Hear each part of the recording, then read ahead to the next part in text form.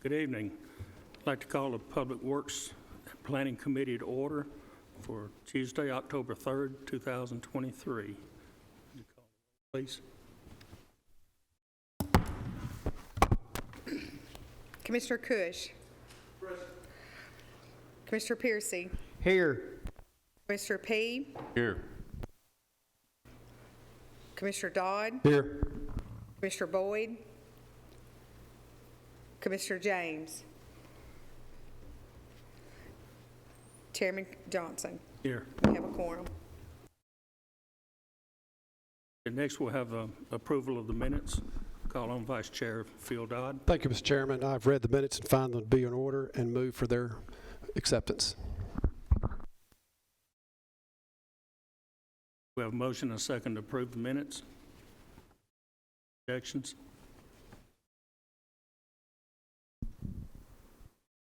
All in favor? Aye. All opposed? Next, we have the public comments. We have 10 people signed up for public comments. I'd just like to remind you that you have 3 minutes each. At 2 minutes and 45 seconds, you'll hear a warning beep. You've got 15 seconds left. I'd like to remind everyone that this is not a public hearing. This is public comments.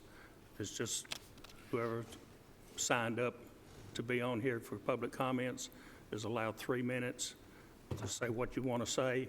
There's no rebuttal, no questions from us. You can't ask us any questions. But first we have Samantha Cantrell.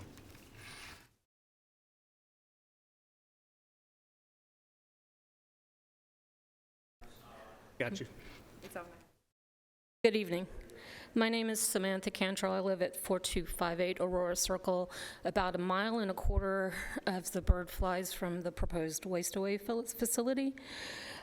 So regarding item 7 on tonight's agenda, the biogas project, I'm just asking for this committee to consider a few questions that I have. I read through the TDEC permit application, and the County Commission has to sign off on that application before it can go forward. So I read through that because I want to learn more about this project. It's so close to my own home. So the questions I have, and some things you might want to think about before you go back to the full commission. How was waste-away selected for this project? I know the city made that selection. How much experience does the company have with processing the proposed volume of trash? The proposed volume of trash is 400 tons of garbage per day. 2, how much trash is processed at the existing facility in Morrison, Tennessee? Waste-away has a facility in Morrison, Tennessee. Could that facility be expanded to receive the trash there instead of building a new facility in Rutherford County? 3, according to the TDEC application, the applications that's being prepared to get the permit for this site to be used in this way, according to that application which the city is preparing, the liquid runoff from the trash, so they're going to build a building and then there'll be liquid running off of that trash. It's going to go into the Murfreesboro sewer. I want to understand the level of toxicity in that runoff, because our existing landfill near Walter Hill has created toxicity in the water at Walter Hill. And 4, in the TDEC application for the permit for the site, the same application, the city claims that the property values will increase in this area where they're planning this facility. Yeah, I thought that was a little bit funny as well. So that's their argument, is the property values will increase because of this extra sewer line that they're going to lay down. But they're laying down the sewer line to collect the liquid runoff from the trash. And I'm running out of time. So my question is, how is my property value going to increase when 400 tons of garbage will be shipped into my neighborhood each day? Thank you. Thank you. Next, we have Justin Reed. Justin Reed.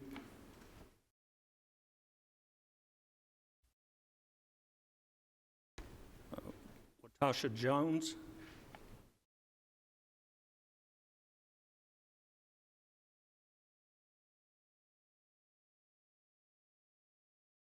Tanya Hallman.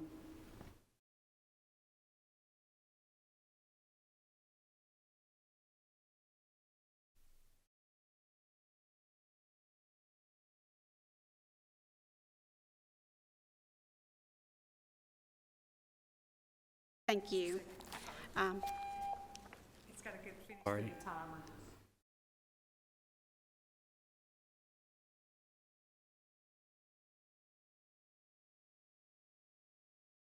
I apologize in advance. This is my first time public speaking, so I'll try not to cry before it's over with. Hello, my name is Tanya Hallman, and I'm a lifetime resident of Rutherford County. I'm not good at statistics, but I know that our area has grown exponentially and has for many years. So much of our growth is due to just how wonderful and welcoming our town is. I know you may not be able to answer or respond to these questions or statements, but I just wanted to mention them as something to consider in the decision-making process. And I have a copy. I'll be glad to leave if that's allowable. Adjacent to the proposed area for the waste-away transfer station, there's a Buc-ee's being built, I think we're all aware of, that is going to heavily increase traffic and visitors to that area. Would it not be smarter for us to find a different location for our trash than somewhere that would be on display for thousands of people daily to see? Another concern is, as we are thinking generationally about this project, not just a quick fix, what if 20 acres is not enough room long-term, much like the current issue that we have at the Walter Hill landfill? And with funds to build this facility being backed by taxpayers, what if it does not work? Could we better explain an alternative plan? And what impact will it have on our families today and their children? Has another facility of this size needed for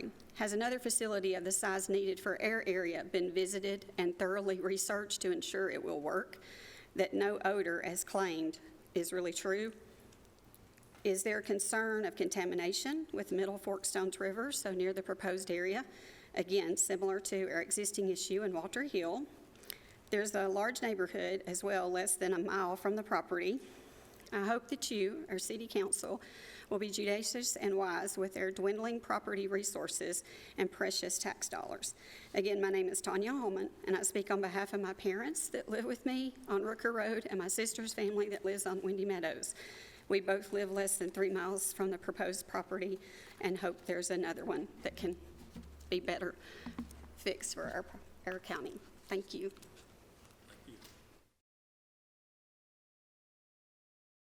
Kim Coffey.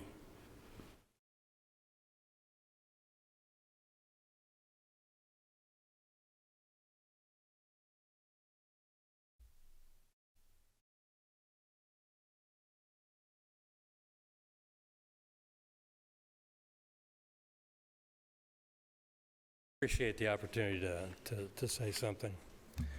I'm wearing a shirt that says stop waste away, but that's not totally accurate. I think we need these facilities, but I think the key is, where do we need them? There is a place for a project like waste away, just not in an area that will have a negative effect on the existing communities and businesses. I don't know why this location was considered, given the makeup of the nearby community, the businesses, the school, the waterways, and the residential. The fact that trash stinks, wind blows, contributes to the smell. That the area holds a potential for a future development of business that will be used by the immediate community. This won't. Putting this project at the planned site is putting a business needs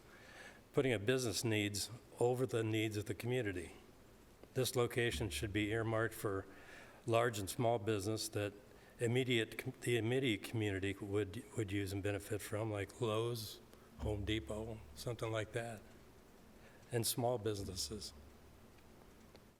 What's currently near there, we have a good start in a positive direction.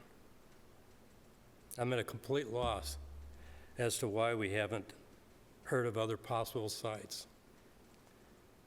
Please don't put that business's desires over the needs of the community and the residents. Thank you.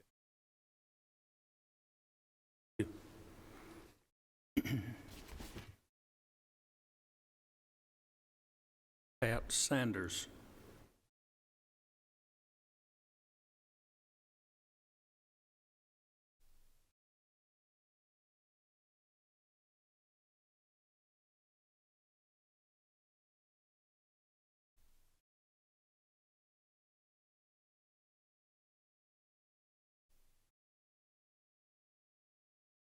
I brought a picture. My name is Pat Sanders, and I live in the Salem community, and my commissioner is Pettis Reed. And I know he was here in 1970, and Bob P. was here in 1970, and I was here, because I moved here 60 years ago. So anybody that was here in 1970, did you realize, you were alive, you were here, but you might not have been aware, there were 150 burning dumps all over Rutherford County. Just Rutherford County is what I'm talking about. Well, they wanted to decide what to do with the garbage. And where Old Fort Park is now, on Saturday, you could go and there was always a burning dump there by the railroad track. And you could dump your garbage. Well, the only actual threat on my husband's life was because of garbage.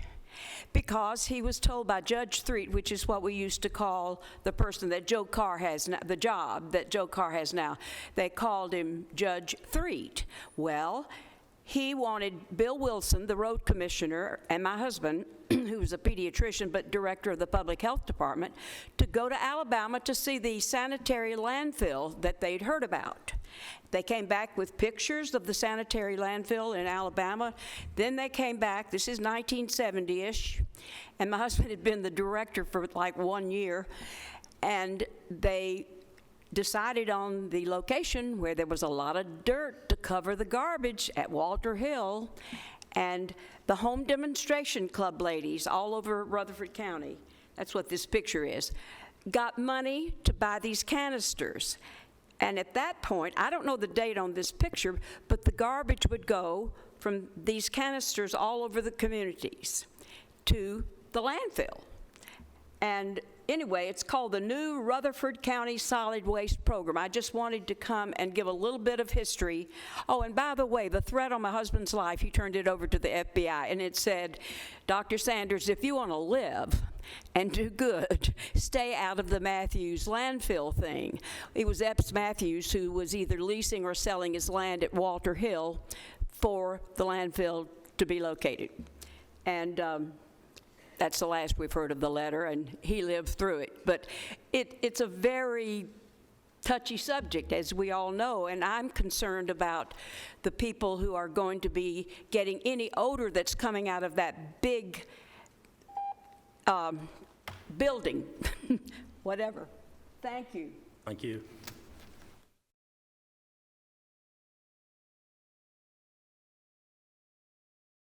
Phyllis Wade.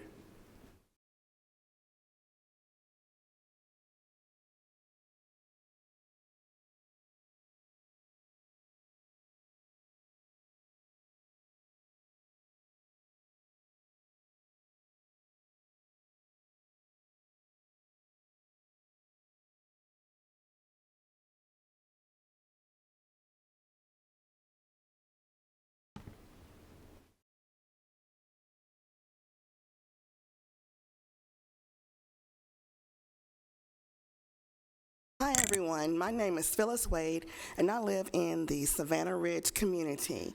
I just wanted to reiterate basically what some of the other people have been saying, that we need a different area for the waste away. I'm not really anxious about waste away because it has not, from my understanding, has not worked anywhere. And, you know, we don't want to be a guinea pig where you just put something in our community. This is where, you know, we raise our children, you know, grandchildren, parents, teachers, businesses, and we'd just like to see this in a more rural area, somewhere where it's not so congested, and because, you know, people need to be able to have a safe haven at home. It's already a lot going on in Rutherford County, and, you know, we just need to keep our homes safe. And was just wondering if you could announce other locations that you have looked at, you know, that you've considered. I mean, there may even be some people in the community that have property that would be willing to work with you on getting a facility. It's not that we do not want a trash facility, because this area is growing by leaps and bounds. We understand and know that there has to be some type of trash facility, but we are asking for your help in making sure that it is not on our doorstep. We cannot have this. This place, from what I understand, has not functioned successfully at all. So please consider that. And if you're not going to consider what we are asking as a community, this is just a handful of people that are out here today.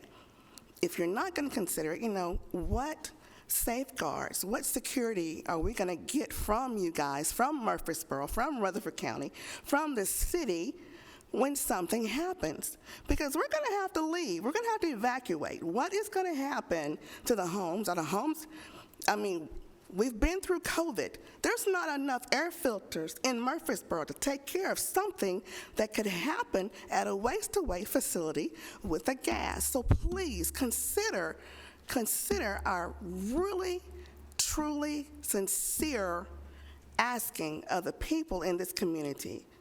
I appreciate your time. Thank you very much. Thank you. Patty Kinney.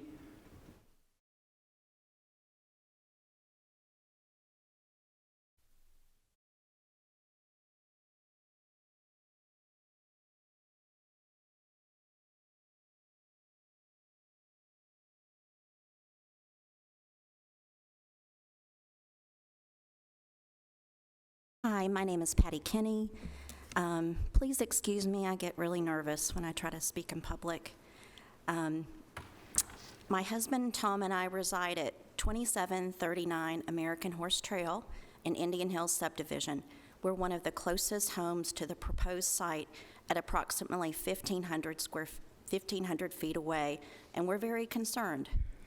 When we purchased our home in 2008, we never imagined that one day that there could be a waste treatment plant right behind our house. I'm sure that the thousands of other residents in nearby neighborhoods and apartments never gave that a thought either. We already hear the machines working on the site for the proposed facility.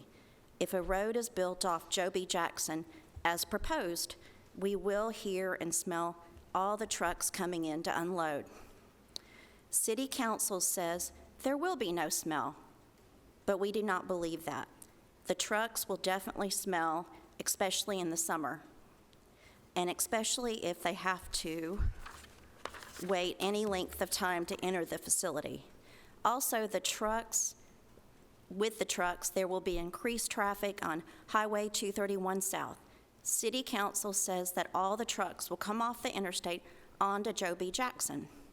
Some truckers may decide that that route is not as efficient for them based on what side of town they're coming from, or they may need to stop at the truck stop for refreshment, go into the bathroom, etc., causing increased traffic to an already problematic Highway 231 South.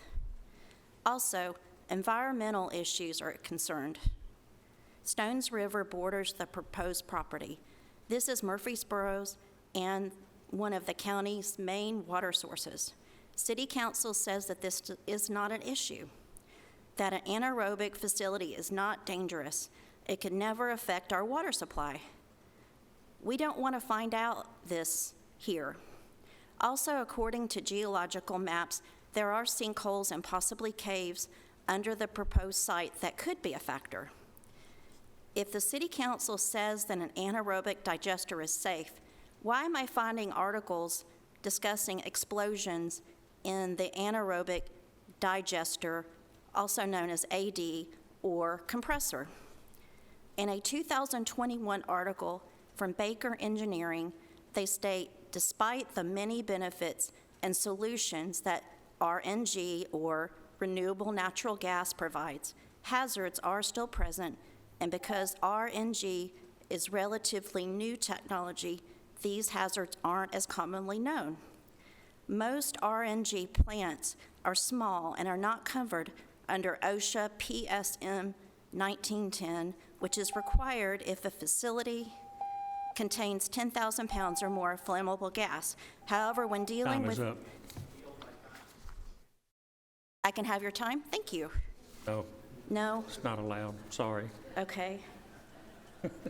Good try. Selena Daniels.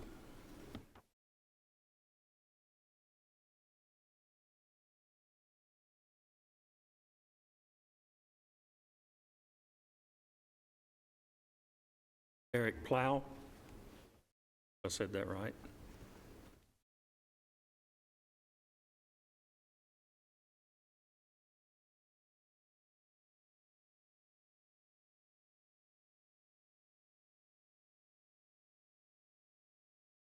Hi, my name is Eric Plow. I live at 2232 Elam Road. As the crow flies, less than a mile from the proposed site on Butler Drive.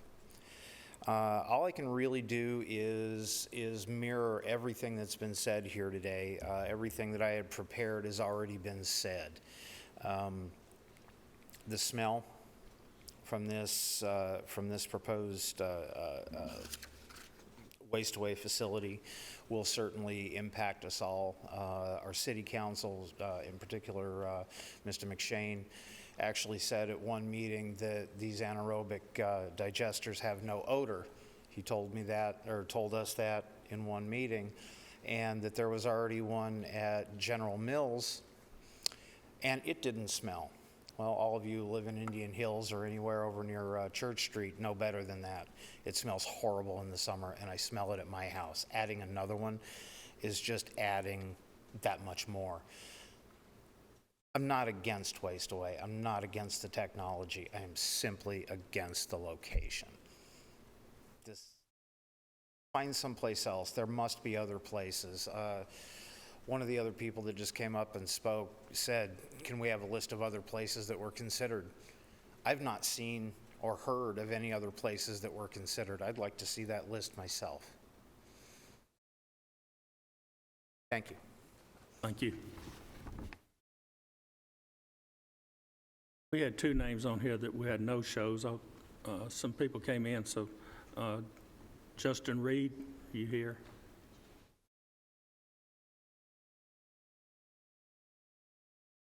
Tasha Jones.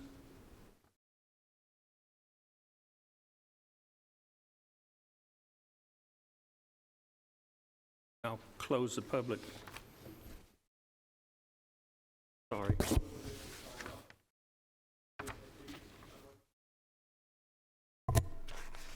I'm sorry, what time did you try to sign up?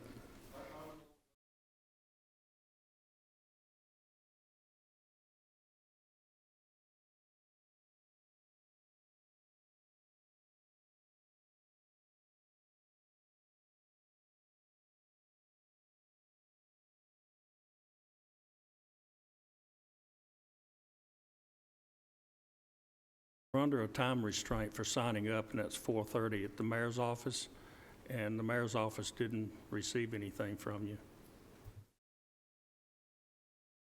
So this time we'll close the public comments.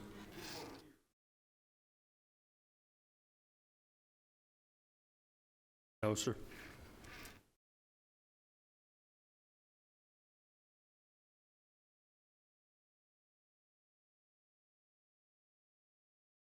Okay, number 3 on the agenda is planning and engineering, but we're going to move solid waste up to this slot. So,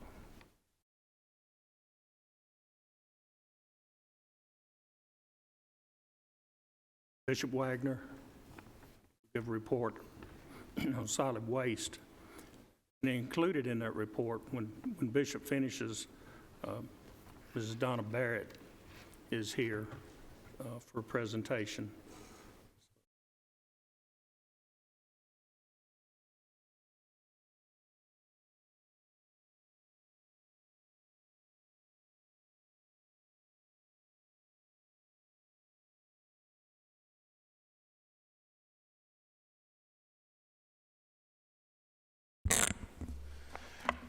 Good evening, Commissioners. My name is Bishop Wagner. I'm your solid waste director. I have the reports for waste collection and recycling for the month of September.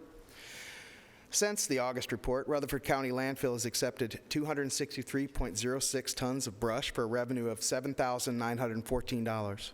We also managed 1,564 tires for a revenue of $2,092. The total combined revenue for the month of September was $10,006. Rutherford County Solid Waste disposed of 2,846.93 tons of waste from all sources in the month of August. 2,248.91 tons were from the convenience centers, and 598.02 were from schools. We recycled 379.53 tons from all sources. That's a diversion rate of 13.33 for August. We're maintaining our uptick in recycling participation with that 13.33%. And I think it says August, but I meant to say September. Costs associated with the landfill activities this month were $11,200 for manpower and equipment to manage the brush pile, $3,520 for scale house administrative staff, and we paid $30,724.40 to Liberty Tire Management for a total cost of $45,444.40, and with an intake revenue of $10,006, that leaves us at a deficit of $35,438.40. That concludes that portion of my report.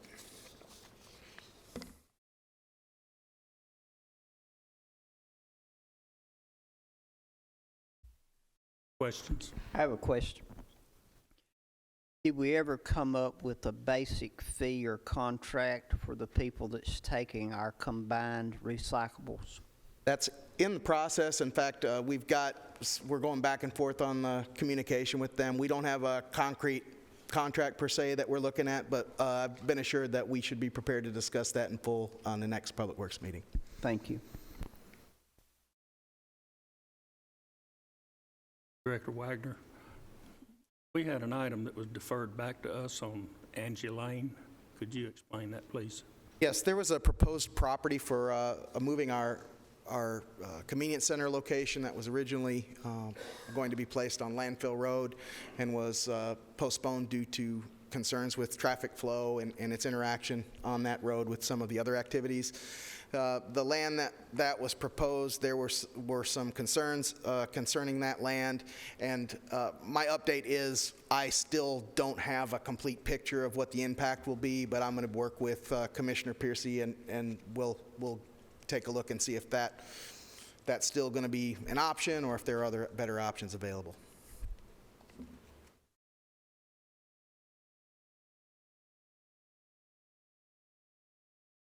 That concludes solid waste report. Entertain a motion to approve. Second. We have a motion, a second to approve. All in favor? All opposed? Thank you. Thank you. We have one other thing, Ms. Barrett, before you come up. I'm sorry. I'd like to call up Mayor Carr. We had a situation to come up with H&A. We've hired them to do the planning, design, and engineering for the transfer station, and had some problems. Our some mayor's here to opportunities. report that. There are no problems, Commissioners. There are only opportunities, right? Right. After consultation with Nick Christensen, the county attorney, Eric Hennessy, my chief of staff, and Bishop Wagner, we have had a failure of performance on the part of H&A, and we have notified them of a termination of agreement because of their failure to submit plans for the transfer station in a timely manner. And upon advice from Nick and Eric and Bishop, we are working with a local civil firm to finish the work. We expect that work to be completed for the site in the next 30 days. But I'm here to give you an update based on the performance or lack thereof of H&A Engineering. And I'll take a few questions if you have any. Do we have money invested in the company that you have cut loose? Have we paid them some money for work they've done? Yes, sir, we have. Are they going to reimburse you? We have not approached them about that, but I don't believe that will be necessary to complete the project, but that's a conversation I need to have with Michael Smith and Nick Christensen. They fall into a breach of contract by not meeting the deadline? That is yet to be determined. That it could be presumed that they did, but we did pay them for work that they did, so there is a legal issue about what constitute work completed. That's a legal question, Commissioner, and I'm not prepared to answer that legal question. Thank you. How will this affect the budget for the project? This will have no impact on the budget. As a matter of fact, if there are any overruns as a result, the bonding will provide sufficient capital to bridge that funding, so there will be no additional funds necessary to be approved on the part of the County Commission to complete the design and engineering of the project. None whatsoever. Are we expecting a delay on the project because of this? We're expecting a 30-day delay. As I told you, we were expecting plans the 1st of October. We now expect to have them before the end of the month. Yes, sir. Are these considered professional services? If they are, that's something we don't have to be. Yes, that is correct. That's correct. Why we're able to go this way, in case people were wondering. Yes, sir. Thank you, Commissioner P. That is exactly, these are professional services, and this is a matter that this particular committee has already decided, and I'm here giving you an update. I thought it was important that the mayor's office let you know where we stood and what the plan was to move forward. There are no problems, just opportunities, and so we're going to continue to push forward. This is, in my mind, a minor hiccup, and we will endeavor to persevere. Thank you. Thank you, Mayor. Now, Ms. Barrett, Ms. Donna Barrett. State your name and... Thank you, Mr. Chairman. My name is Donna Barrett, and I am here representing the Central Tennessee Regional Solid Waste Planning Board. Because that's a mouthful from now on, I'm just going to say the board. And Commissioners, if you'll bear with me, I have a report that has been presented to you. It was laid on your desk prior to the meeting. It was not in your original pre-presented package. We have been juggling when I would be able to come and present, given what the agendas have been for the last couple of months.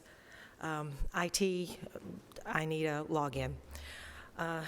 While they're pulling that together, I'm going to go over the 2-page report that I have for you so the audience members know what we're talking about, and then I have just a very short video to present that'll give you some, hopefully, encouragement of the work that's been done leading up to fulfilling the pilot program that we entered into with the county thanks to funds from the state.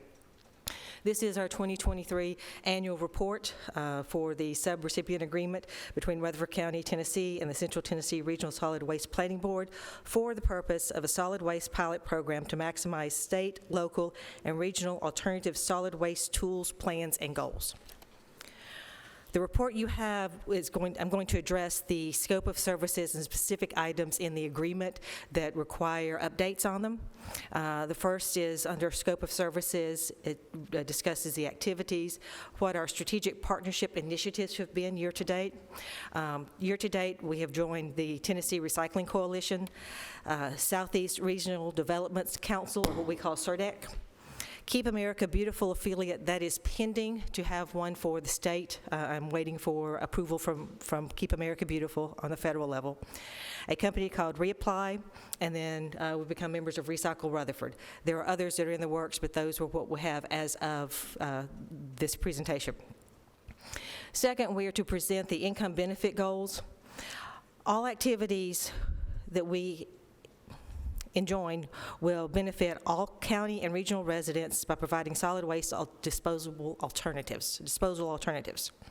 Currently, multiple non-governmental grants have been identified and are under review for application for all 4 counties involved. We have identified a grant writer, and that individual is under review for their scope of services and abilities.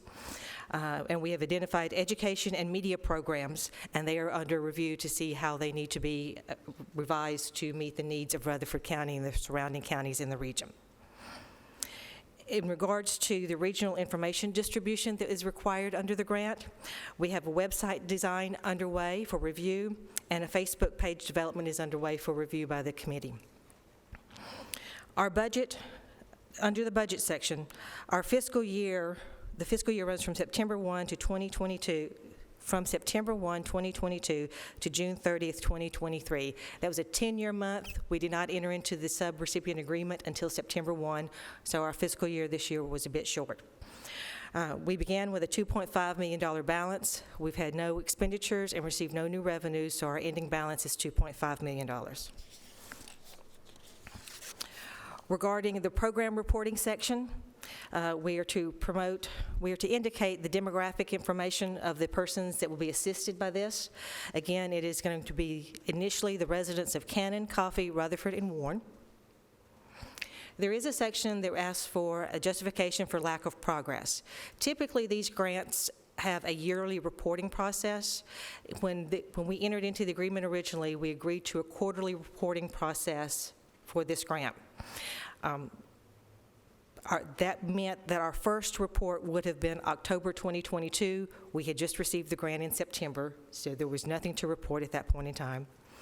For the 2 reports that were due January 2023 and May 2023, we were awaiting the results of the Republic versus Central Tennessee Regional Solid Waste Planning Board lawsuit. Though the results of that lawsuit were received on September 8th. We were also awaiting submissions from a April 21st, 2023 Tennessee Senate Energy, Agricultural, and Natural Resources Committee Landfill Management Forum. Those have been requested. We've received part of those recommendations, not all of those. And now we are at the September 2023 quarterly report. We've been ready to submit since August. However, the agendas have been full with other items that we did not want those to be crossed over and assumed merged together. However, during all this year's worth of, or 10 months worth of work, I've been in constant contact with the Solid Waste Director, Bishop Wagner, and working with the Central Tennessee Regional Solid Waste Board. We've had several meetings since the beginning of this grant. We are also to report closeout reports. Our agreement is ongoing, so there are no closeout reports to present. And then we are to document our costs and other financial reporting. Per the agreement we entered into, all accounting documents are submitted to and are generated by the Budget and Finance Department of Rutherford County. My contact there is Mr. Mark Tucker, the Deputy Finance Director, and that's located here in the courthouse. So they maintain all the financial records for us. Now, before I stand for questions, if you'll give me just a couple of minutes to run through a PowerPoint for you to show you where we were and what some of our incentives have been.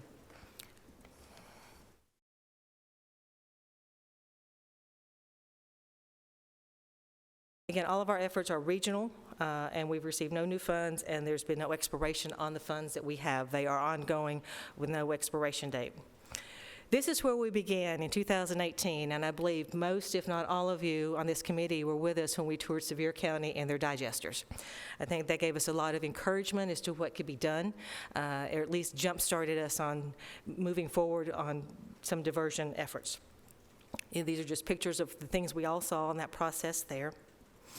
I've indicated the partnerships that we've entered into. These are some U.S. commercial efforts going on outside of Tennessee that I'm bringing in as incentive and opportunities to view. If you look at the plastic container to the left, that's actually what we see at Publix. And they actually take a lot more things than we do in our recycling programs. And these others are anywhere from, the last one on the right is from Las Vegas. We are running into some collection logistics, some things that we've identified are needed. Not, again, remember, not just for Rutherford County, but this affects Cannon, Warren, and Coffee as well, and they're much smaller in their convenience centers than we are. So some of these may not apply to Rutherford County, but they do apply to the region. Logistics for holding paper and cardboard. Discussions for a simplified transportation process for glass. We have identified some end users there. Glass is just heavy, and we've got logistics to figure out the further away we are from that end user. And then ongoing discussions for holding locations of plastics as we try to identify recycling more than just the ones and twos. These are, again, some things we've seen across the state for keeping things from getting into our, polluting our water systems through drainage filters and things in their municipal wastewater systems. We've identified, the industry has actually started a very robust labeling process, even down to, if you'll see the plastic, the picture with the red circle in there, telling you which part of the bottle is recyclable and which part is not. We know that there's a lot of interest out there in recycling. What there's not is a lot of education is what does work and what doesn't. And the more you put things in a stream that make it not clean in their terminology or mixed up, that runs the risk of causing that waste to no longer be recyclable, and then that just ends up in the landfill, which violates the process we're trying to get to in the first place. Again, we have identified some commercial vendors, which again is a lacking that we see in all the region. We have commercial vendors with Republic and Waste Management. We've only been able to identify 2 commercial curbside vendors and 2 residential curbside vendors of any substance that we can count on and know that there's going to be reliability there. Those are something we'd like to see increase and find out what is standing in their way.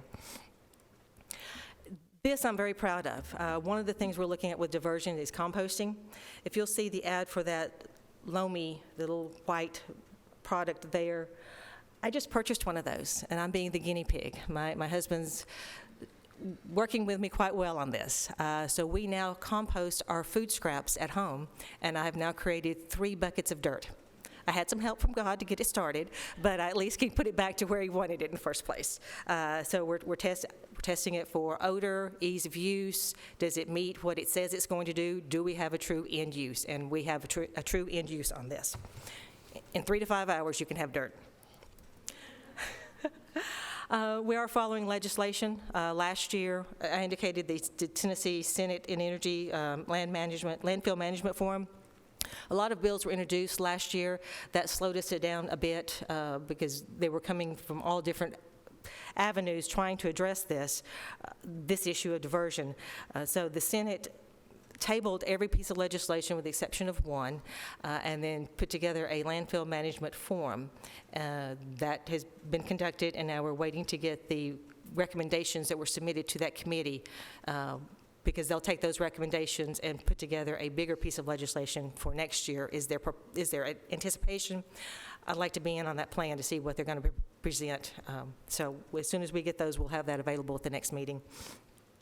And then there's still ongoing discussions with TDEC and their Office of Sustainability to see exactly what is offered and what is not, and where the gaps are that we need to fill in, or how we merge the two.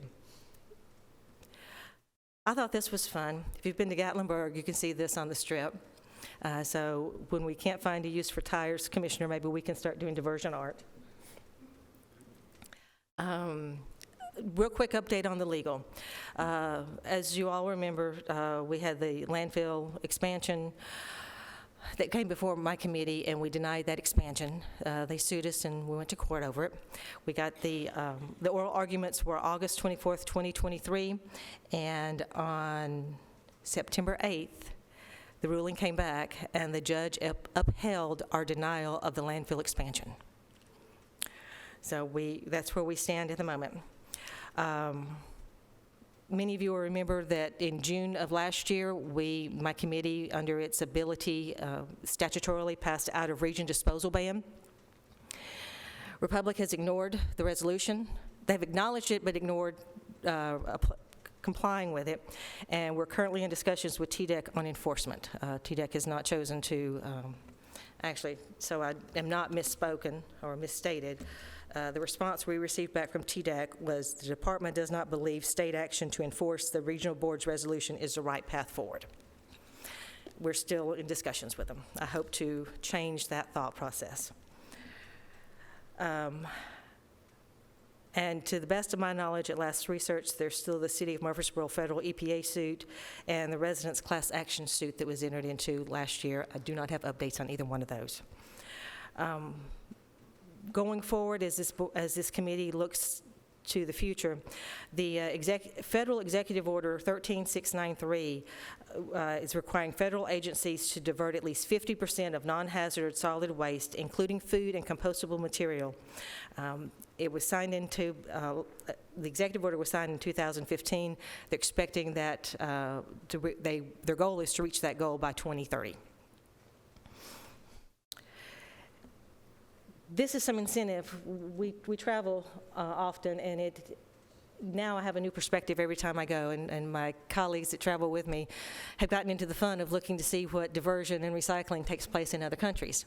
This is a beach in Italy, and they recycle glass and plastics from the beachgoers. This is Main Street in Sicily, I believe, bins that they have very prominently available for individuals. They're not isolated in one little corner or one square off the town. They are dispersed throughout the town readily and available use. This was at an international McDonald's, and it is very well displayed to show you what product goes in what container section, even down to doing compost. And again, these are containers you'll see out on a street corner. I believe this one was also in Italy. The bins are all on street corners, and the nice bin with the cutout designs was at a pool at a hotel. So you're seeing a lot of buy-in in various places internationally, and Sicily has a huge buy-in there. You can tell in the towns if they're in, they're all in. If they're not in at all. But predominantly what we saw was a huge compliance and buy-in to the recycling process in Sicily.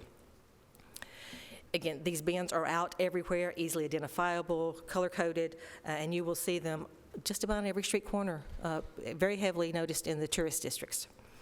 And again, everything very well identified. The ones with the red and white stripe on them at the bottom right, those are the individual businesses. They'll have their corners set up, and every day it's a different color-coded bin that is picked up by their solid waste division. This I put up. When we're talking about diversion, this is a business that has 9 trash cans out in front of it. And this was one of 2 weekly pickups. It's primarily an office building. The contents are probably paper, and there's 9 garbage cans. They could easily go through recycling with paper. We have a diversion opportunity now, and they're not even being utilized. So it's obvious that the education process is needed, and that's one of the top 3 things we're working on first with the pilot program. And again, these are just pictures of our current convenience centers. I believe if you compare that to some of the things we see internationally with the instruction and help meet that they give them to here, do it this way, we could see some improvements probably at all convenience centers across the region. And I'll end with this. This was in Sedona. This town has been recycling on a quarter of an acre lot for 20-plus years, and everything they take in there has a buyer, an end user. I will end with that. There was just more pictures of Sedona. So with that, Mr. Chairman, I'll stand for any questions. Have any questions? Eric? Just one, Mr. Chairman, thank you. Donna, you mentioned a new legislative committee on solid waste, a state legislative committee. At least I think it's new. It was a forum they conducted. They're not forming a new committee. It was just a forum to hear to that committee, that subcommittee, some information. So it's not new? No, sir. They won't be making any decisions differently than they've made in the past? I'm sure they'll be considering legislation. First of next year that gets introduced. This was just to gather input from all the interested parties is what they suggest ought to be done.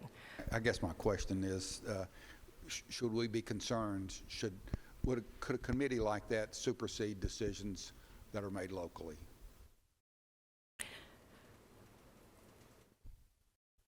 We can always do more than they do. That's the perfect answer. Thank you. Mr. P. I just wanted to say thank you. You've done a lot of hard work, and you've been a great advocate for Rutherford County and for our trash needs. And it's kind of a thankless business talking about trash anyway, but I want to tell you I've got a heartfelt thanks for all the work you're doing. Thank you. Thank you, Commissioner. And Commissioner Phillips and members, the minute I get wind that something's being drafted or pushed, I will inform this committee. Thank you.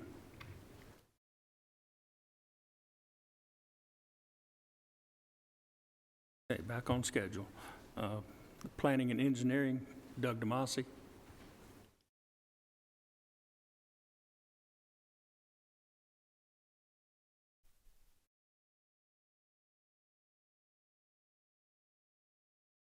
Thank you, Mr. Chairman. Good evening, everyone.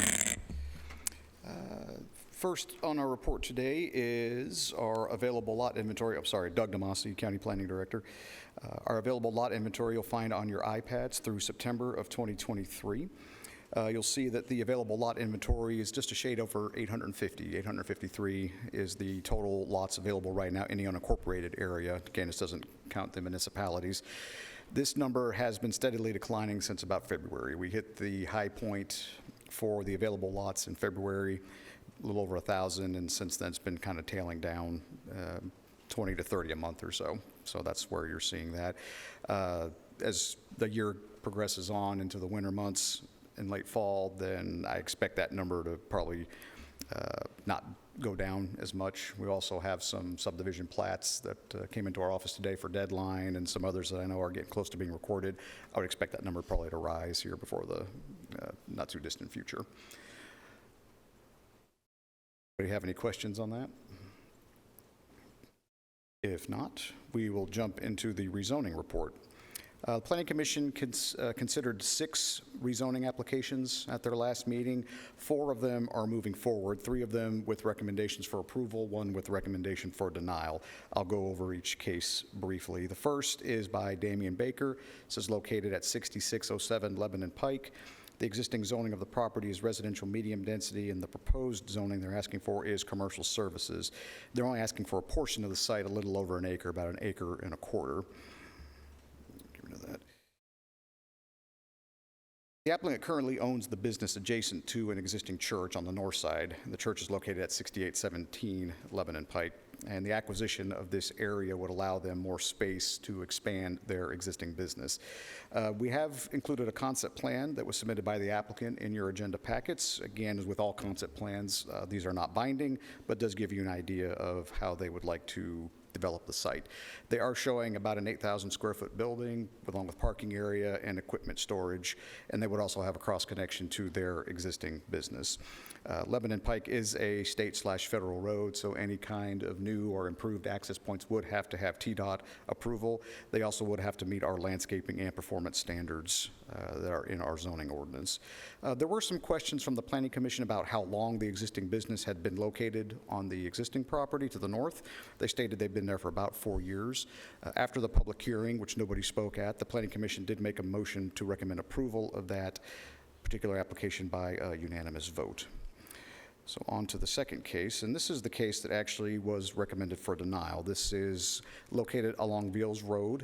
The existing zoning is residential medium density, and they are asking for light industrial. The size of the tract is just a shade under 9 acres, 8.7 acres. And just bear with me just a quick second here while This application is the result of a zoning enforcement action. The applicant does own the business adjacent to the east, which is at 1456 Mount Herman Road.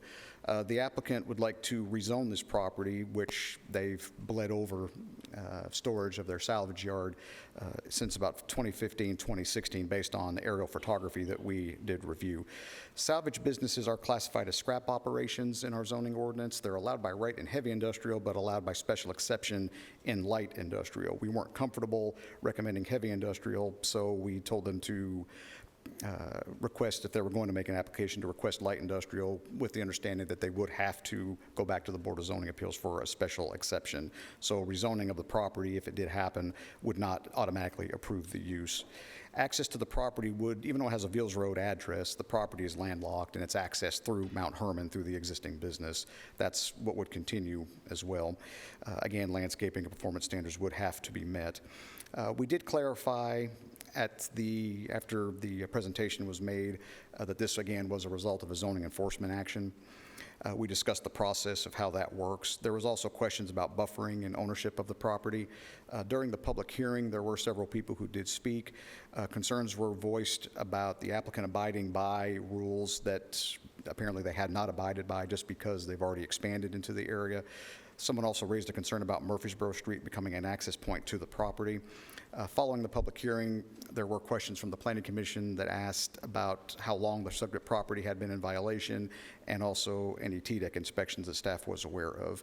Following discussion, the Planning Commission did recommend denial of this application by a unanimous vote. We did have some conversations with the applicant following this meeting, and they desired to bring this request before the full Board of Commissioners for their consideration. That's not usual that happens. Usually if they get a recommendation for denial, especially a unanimous vote like had happened. I guess my report's done, Mr. Chairman, sorry. So, I know. But they're within their right to request it to be moved on to the full commission, so that's what they have asked to do. So that's our second application. Our third is for property located at 2917 and 27 Elam Road. This is on the portion off of Joe B. Jackson, between Joe B. Jackson and Manchester Highway. The property is currently zoned office professional, but they are looking to zone the property to what's called the Employment and Activity Center. Excuse me. This property was zoned office professional back in 2021 in its entirety. At the time, the applicant was looking to do a self-storage facility, many warehouses on the property. That use ended up being more of a boat and RV storage, which is not allowed in that district. They've had further conversations and now proposed to zone the property for EAC for various trailer parking and buildings for maintenance. This is similar to some other applications we've seen along Ups Mill Road and one off of Mona Road as well. Again, there is a concept plan that's included with your agenda packets. During our pre-application meeting, the applicant's representative did ask about the possibility of asking for EAC. It's a little unusual in the fact that this district is usually reserved for the areas identified in our comprehensive plan as employment or activity centers. This one is neither. However, there's nothing in the zoning ordinance that prohibits its application in areas that are experiencing a similar style of development, especially around the Joe B. Jackson area, if you're familiar with the development in that area. Access to the property would be along a newly constructed extension of Distribution Drive, which is a Murfreesboro City road. There is some discussion about where the alignment of that road will be, so there will have to be further discussions should this application be approved. We, as staff, had concerns about about seeing increased truck traffic along Elam Road. So that was why we wanted to see an extension of Distribution Drive. Ultimately, that road is supposed to go all the way to Elam Road to provide another route to get to Joby Jackson from people coming toward the south along Elam Road. And again, landscaping performance standards would have to be met as well. Planning Commission did have questions about access to the property, and we discussed the issue with Distribution Drive. The applicant's representative understood that further discussions needed to be had on that. There was also some questions about soil sites for septic tank usage and traffic and site issues. We made the Planning Commission aware that there are some wetland issues on that property that could affect the site design. Following the public hearing, again, nobody spoke. The Planning Commission did recommend approval by a unanimous vote. And our final application that's coming before you next week is for property located along Bradyville Pike. This is by Swanson Development. They are looking to zone about 5 acres of a larger site, 122 acres, to commercial services from its current residential medium density. The property was zoned, the majority of the property around it was zoned as the Fox Camp Plan Development back in 2021. This portion of the property that's under consideration was actually left out of that request and just remained residential medium density zoned. So they are bringing it back and would like to zone the property commercial services. There is a zoning diagram in your packets, however, they didn't have a concept plan. Access to the property could either be along Bradyville Pike or within the internal road network of Fox Camp Retreat. The original traffic study for Fox Camp has not been updated, but we plan to require a new study once specific uses are determined. If anything is done off of Bradyville Pike, of course, that is a state road, so TDOT would have to be involved as well. As always, our landscaping and performance standards would have to be met. The Planning Commission did have some questions about the proximity of other zoning, commercial zoning in the area. There was also some questions about the Fox Camp Retreat development. Currently, it's in pre-construction meeting, has been held, but they haven't really started a whole lot of earth moving at this point. Some of the commissioners felt that commercial zoning in this area could be appropriate based on the staff report and the findings that we had made. The applicant's representative and applicant actually came up and spoke and said that the uses that they're anticipating were more neighborhood scale. They didn't have proposed uses, but things that we're looking at could be contractors' offices, repair shops, small restaurants, daycares, small churches, et cetera. During the public hearing, there were some concerns raised, including development in the area, existing commercial uses not being that far from it, uncertainties about the use of the property, and traffic and possible crime. Following the public hearing, staff outlined various uses that are allowed in the Commercial Services District, and after that discussion, the Planning Commission did recommend approval by a unanimous vote. So I kind of flew through all those, so I'll be happy to answer any questions. Whose district is that in? Commissioner Sereno's.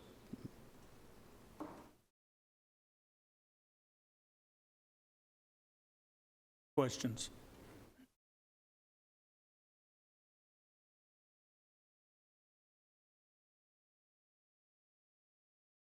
Need a motion to approve the report?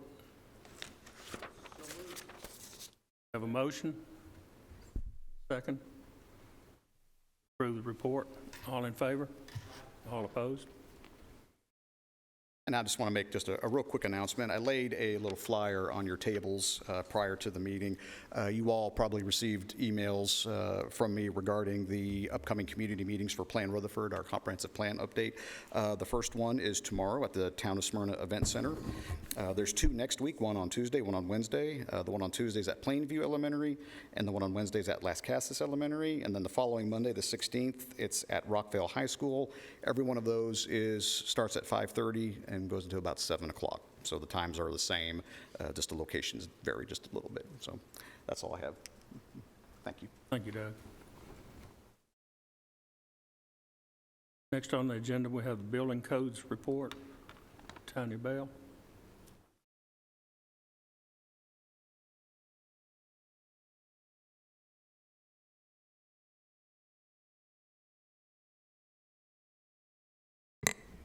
Good evening, Chairman, Commissioners. My name is Tanya Bale. I am the Director of the Building Codes Department. And I'm going to, first of all, present my monthly report for the month of September. The month of September, Building Codes issued 261 building permits, and 37 of those were single-family dwellings. That is down a bit from last month, but exactly the same as we issued in the same month last year. for a total revenue of $149,173.70.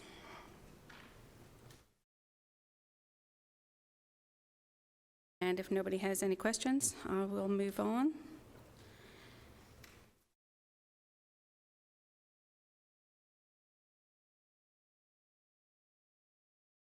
The month of September, we collected $429,071.50 in school facilities tax and an additional $15,750 in development tax.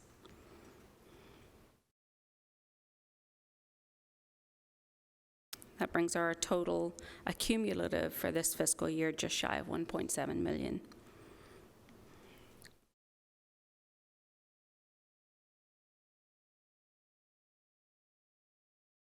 And if nobody has any questions, I'll move on to zoning enforcement. Zoning enforcement, we did 209 inspections in the month of September.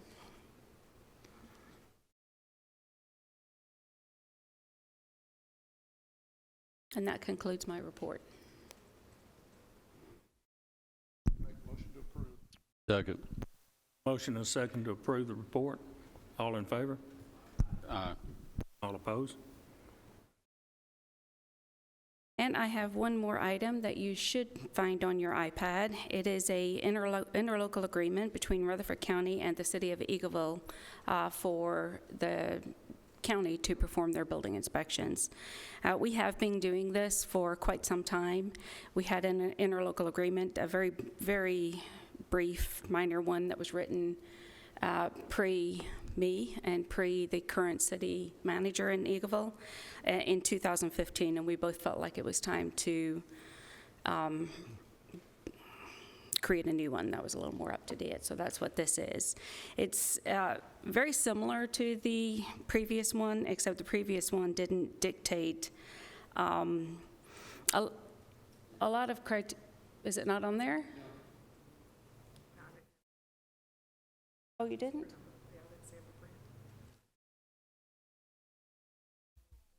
Okay. All right, well then why don't we table this and I'll bring it back next month. Will that work? I'll give you all a chance to, it's an 8-page document, so I would like to give you a chance to look at it. I want to defer to next month. Will that work for Eagle? I mean, Eagleville, will that disrupt business? They're going to their commission or their council on the 26th of this month, so we wouldn't have been able to do anything till November anyway.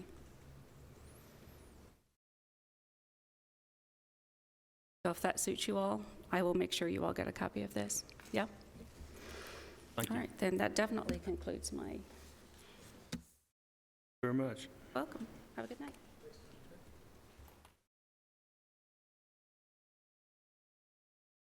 Now we have the City of Murfreesboro Qualified Biogas Project. That'd be Darren Gore. Welcome, sir. Sir. No, this one's over here. Oh. I'm sorry, the Highway Department did not have a report tonight.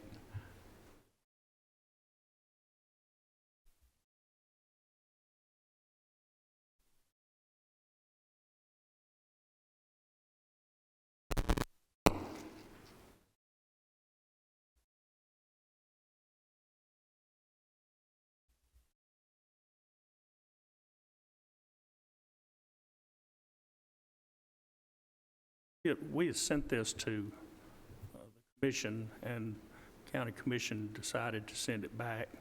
So this is just to give a little update and possibly some more information to kind of clarify what's going on, what's needed. Yes, sir. Thank you for the opportunity to come before. My name is Darren Gore. I'm the Assistant City Manager, Murfreesboro. Still the Director of Water Resources, so kind of got into the solid waste realm back in 2018. I live at 2922 Chato Court in Indian Hills, so I'm about a mile as the crow flies, as people have referenced, from this proposed waste-away site. It's a really odd, it's an odd feeling when you feel like you're really trying to come up with this wonderful, environmentally beneficial project that's financially feasible, and you're just trying to solve a really big challenge that we've all had on our plate for years to come, or years past, and just to kind of get a little bit of the Republic treatment, you know, the odor, the traffic, the things it's going to generate, because I've fought very strongly against the Middle Point expansion for those very reasons, and you all know them, you've had them. The traffic, the dirt on the road, the trash, the odor. We've had hundreds of odor complaints at the city, and we've fought very diligently, I think, to kill that expansion, or try to keep that expansion from happening. And so to make my life much easier, it really would have been easier for my life if it had just gotten expanded, right? And then we just keep going on business as usual, and I wouldn't be up here having to try to find a solution and presenting something like this to you. But I am, and that's my job, and I believe I've been uniquely prepared and skilled to do this. So I want to go through a few bullet points. I think you've gotten the revised resolution in front of you. I don't know if you received that or not. In essence, it basically just fixed some of the things I think that was concerns of the full commission, one being that there'd be no financial obligation or commitment by the county on this project, and the other is that you're not approving it for construction, you're basically just approving the property for the use as a solid waste processing site. Nick, correct me if I'm wrong on anything I've said, but I believe those are the bullets that have been modified on the original resolution that you all saw last month. So nothing I guess, too substantive in that resolution change. So what I wanted to go through real quick, just to kind of give everyone a history and maybe some understanding of where the city is with regards to this project. From the beginning, the financing of this project was identified as the largest challenge. The city is committed. We purchased the Butler Drive property for $2.1 million back in 2021, and it was really purchased for a transfer station site. Waste-away processing facility was not. It was kind of funny because the county actually was looking at a very high diversion solution, and I was hedging bets to say we just need a transfer station so that we're covered. And somewhere along the way it flipped, where now the county is dealing with the transfer station on the north end, and the city's looking at this environmentally beneficial project. So we invested $2.5 million in the site design and preparing a position statement. I'll go more into that position statement in a minute.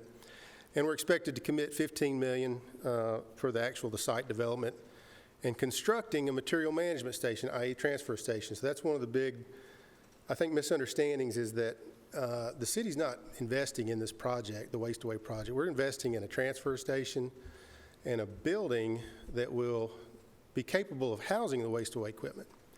So it's maybe a little oversized, but we're not paying for or investing in the waste-away processing equipment or the anaerobic digestion equipment. We are relying, the project needs a $30 million, it's really 40% of the capital cost through the Inflation Reduction Act. The reason we call it a qualified biogas project is because that aligns with federal code that says, in this instance, you get a 40% rebate for those capital costs if you go into building that type of facility. So $30 million is on the table. $25 million is kind of the rest of the story, and that has to be financed through some other private funding source. That has not been identified yet. It's most likely maybe just be if a bank will loan it to waste away. So this is where we get into this position statement. What is a bank going to need to loan somebody $25 million? Well, we got to get revenues, right? We got to demonstrate that the project can pay for itself.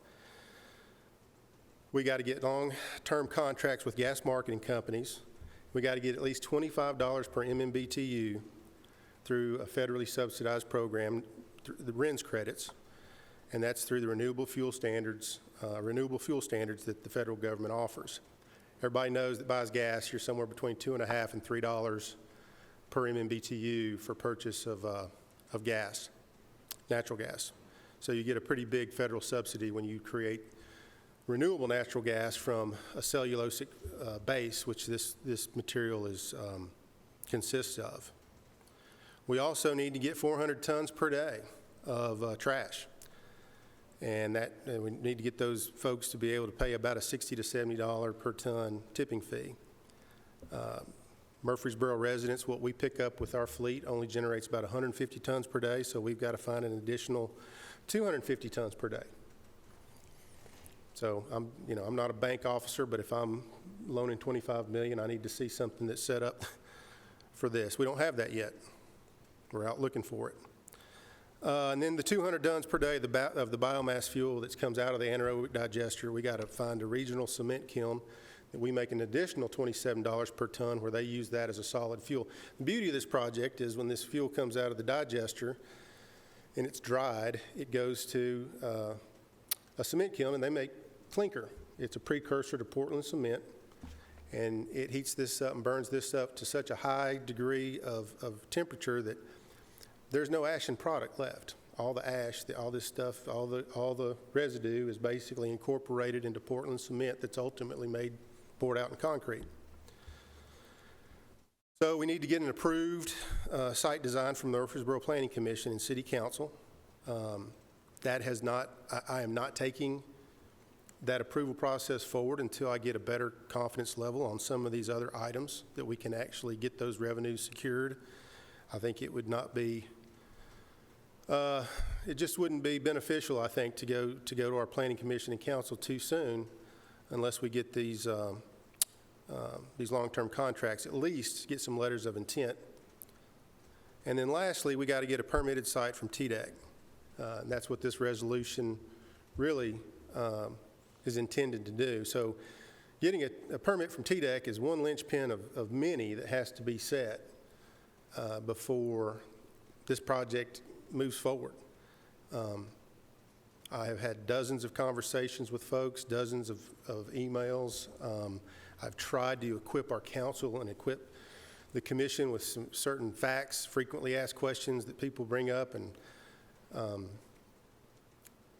so, we're doing the best we can as transparently as we can, and we're not trying to hide anything. There's nothing in it for the city other than to try to keep our solid waste rates as low as possible. There's no windfall of money coming back to Murfreesboro on this deal. So what's at stake? The $30 million in the Inflation Reduction Act, a competitive tipping fee that's pretty much landfill independent, and the federal subsidization of the RNG RINs credit, 90% trash diversion rate, negative carbon footprint, generating a beneficially reusable solid fuel and natural gas. And the social, no more Davidson County trash. And I know folks they talk about, they're worried about increased traffic, but we're going to once Middle Point closes, there's going to be a whole lot of traffic coming off of Memorial Drive and Old Fort Parkway.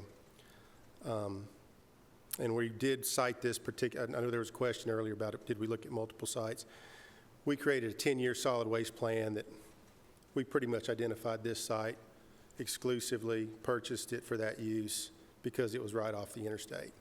I live in Indian Hills, and I know coming down 231 and down Joe B. Jackson, I don't know anybody that would do that versus coming right off the interstate to access this location. And no odor or vectors generated. I say vectors generated. There's no odor, because there is odor, right, because trash stinks. But I say this, and this is when I wish I could push some pictures ahead of this stuff, but we work at a water resource recovery facility, which is a wastewater plant, and we're within a 1/10 of a mile of multi-million-dollar homes, and we deal with every biosolid, and every bit of sewage that comes from the city goes to this one centralized location.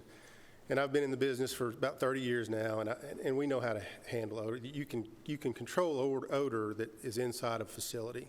You can create negative pressure. You can put biofilters. You can scrub the odor away. There's just means to do it because you've got a concrete floor and you've got a metal roof, and you're taking this material and you're processing it quickly. It's not sitting on this tipping floor for days or weeks and allowed to off-gas. The trucks will stink, yeah, I mean, but we generate biosolids trucks through our WRF every day, and we run them through Riverbend subdivision and we run them down Thompson Lane, and we really don't get many odors.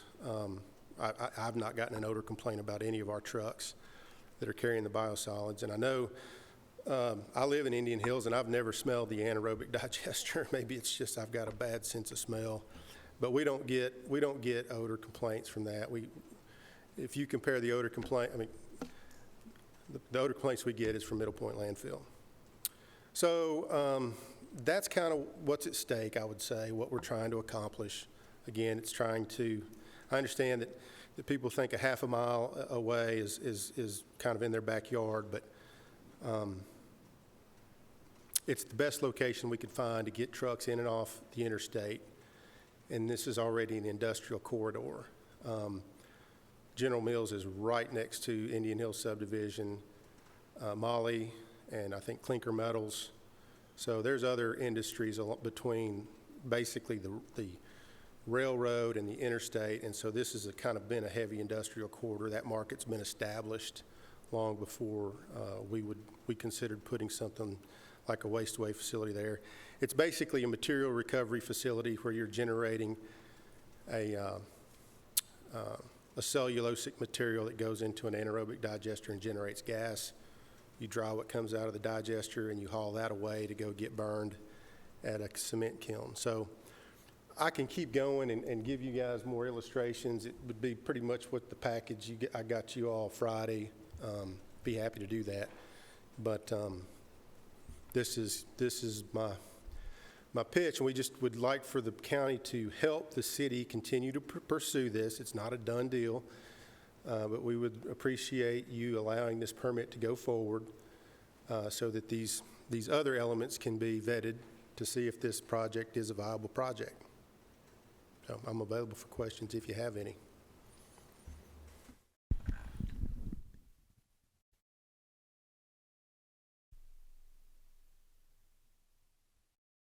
Mr. Cush. Thank you, Mr. Chair. Sorry. Darren, I'm familiar with the process and familiar with the material handling facility. But for the sake of those in the audience and for the sake of some of the questions that have come up in terms of leachate or stormwater runoff and their concerns about the proximity to Stones River, would you address how the stormwater or the runoff from the waste is handled there on site and treated? Sure. So this is all going to be on a concrete pad. The site's basically an impervious surface. It's going to be asphalt concrete. So what hits the asphalt and concrete and the rooftop is like any other public works facility. There's not going to be any trash outside exposed to the environment. You're going to have your normal public works equipment and just machinery and the stuff from the coming off the tires of the equipment.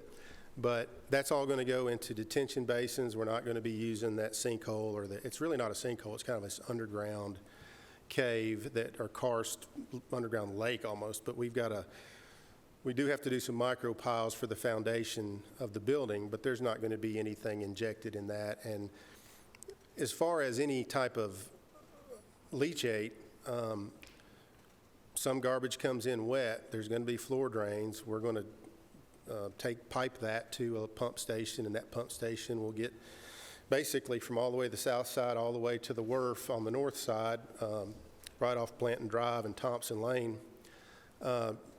Truth be told, we take the leachate from Middle Point landfill right now. That comes to our plant, and we've been doing that, and that's how the city gets free tipping fees at the Middle Point landfill. So all the garbage that Murfreesboro generates gets disposed of for free because there's an agreement that we would take all the leachate, and they have an underdrain system that collects all of the the water that runs through the garbage, and they've got a membrane bioreactor. They've got a nice pre-treatment system there. They pre-treat it, and then they send it to us for final treatment at our plant. So, no, there's not going to be anything running off into the river. That would not be accepted by our engineering department or our design guidelines at all. Mr. P. Well, as usual, I got a list of questions, but they should be fairly easy to answer. First of all, I want to make a comment. Is the county doesn't have a dog in this hunt as far as choosing this location. We had no input on that. Never was asked anything about it. First I've heard about it was when it was announced in the paper, I believe. But I just want to make that clear that this is not a county decision as far as location goes. Second thing I want to talk about is you mentioned doing away with Davidson County trash. You're needing to get 400, whatever your figure was. 400 tons a day. 400 tons per day. 250. If you're not able to get that, are you going to go outside of the county to bring any outside county waste in? We are doing an assessment right now to see how much commercial trash is inside Murfreesboro. If we have to go outside of the county, it would be Bedford, Coffee, Cannon. It would not be Davidson. We're not going to take any Davidson County trash. 140,000 tons a year is 400 tons a day, and that's half of what just under half of what the county generates. So we believe we can get it just inside the county, but that's that's one of those elements we have to pull together to get those contracts. Is that in the contract that you're not going outside the county other than those 4 that are in our region? In the resolution, in your Yes, resolution? No, it's not in there, no. I would suggest it might ought to be. Other thing I wanted to mention, I've seen Waste Away's presentation. I've been to their facility three times for sure. I want to say 4 times. I've never seen them have a anaerobic digester system. Right. So, and when y'all presented this last, and I told Craig, I was pleased that y'all are doing something besides digging a hole and throwing trash in the ground. And I still stand by that statement. But I haven't been impressed with Waste Away. This committee's looked at Waste Away, like I said, myself 3 times, but that's not a trigger that the county had decided to pull. And I understand y'all have different. We haven't pulled the trigger yet either. Right. And when I looked at this last, and I didn't realize that you were looking at Waste Away to do the anaerobic digester.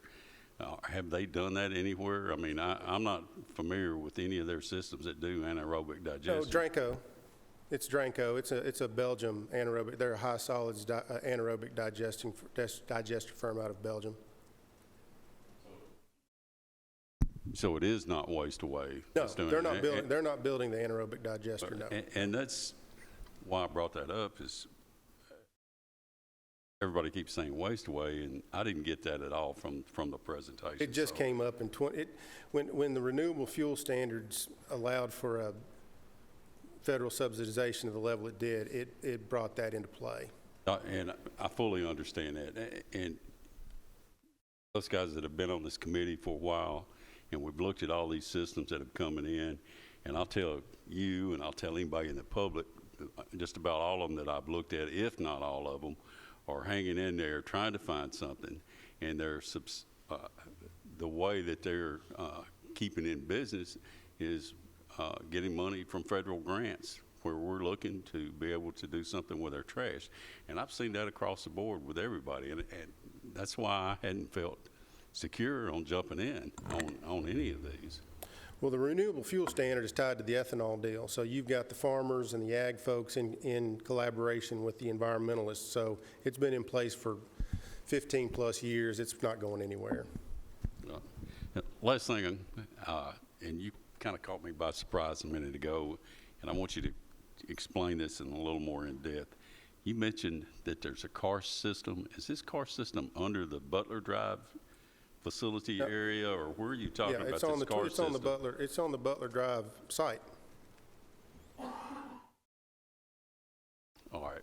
We've done a geotechnical investigation, and we all know sinkholes exist all over Rutherford County. All we have to do is build micro piles to build this on the foundation. It's just a foundation thing. There's not any runoff going into it. It'll be protected from any kind of injection. Well, I know Dr. Ogden at MTSU has done the study. I've seen some of it. I haven't seen this particular section, where it flows to, where it flows from. You want to elaborate on that a little bit? I don't know enough about it. I know that we've done enough investigation that it's dealing with our structural foundation design. That's the only part of the underground system that has any influence on our constructability. Well, and I understand that as far as being able to construct it. What's got my head twisted around here is the fact that you might be injecting water into a car system that's holding water, groundwater. No, we won't. There's ways to design around that. We're not going to inject anything into that underground Well, I misunderstood what you said earlier. That there's an underground karst system. I mean, the geotechnical report, I can get you the geotechnical report. It's not any, I mean, I'm being transparent and open here. This is just, it's a constructability issue. It's not, there's no environmental risk here. So you're telling me that there would be nothing injected into that car system? No, I would be just as concerned about the runoff coming from the north transfer station, quite honestly. Just to be, it's closer to the East Fork than this, you know. And I agree. Sorry. Thank you, Darren. Thanks. Darren, if Yes, I may, I think you mentioned that it would be floor drains going to a pump station. Right. Not pumped into the... Right. There will, this karst feature is several feet under the ground. I mean, you have to really punch a significant hole to get to this. I mean, when you do your borings, and there's a lot of places like this. I mean, you might study any construction in Rutherford County. You go out and you do core drillings on a site, and you do them on a 50 by 50 or 100 by 100 grid, and you go through good soil, and then you hit a void. And you may hit a void for 10 feet, and then you get back down into good solid rock. So when you see these soil borings, it maybe make more sense. We don't have an open-throated sinkhole out there. This is something that's several feet, 10, 20, 30 feet below the surface, and you've got another 10 feet or so to get to solid rock. So when I say the structural foundation design, we've got to go through that first 10 feet and then get the micropiles through the void area and then into solid rock. So it's not an open-throated sinkhole out there.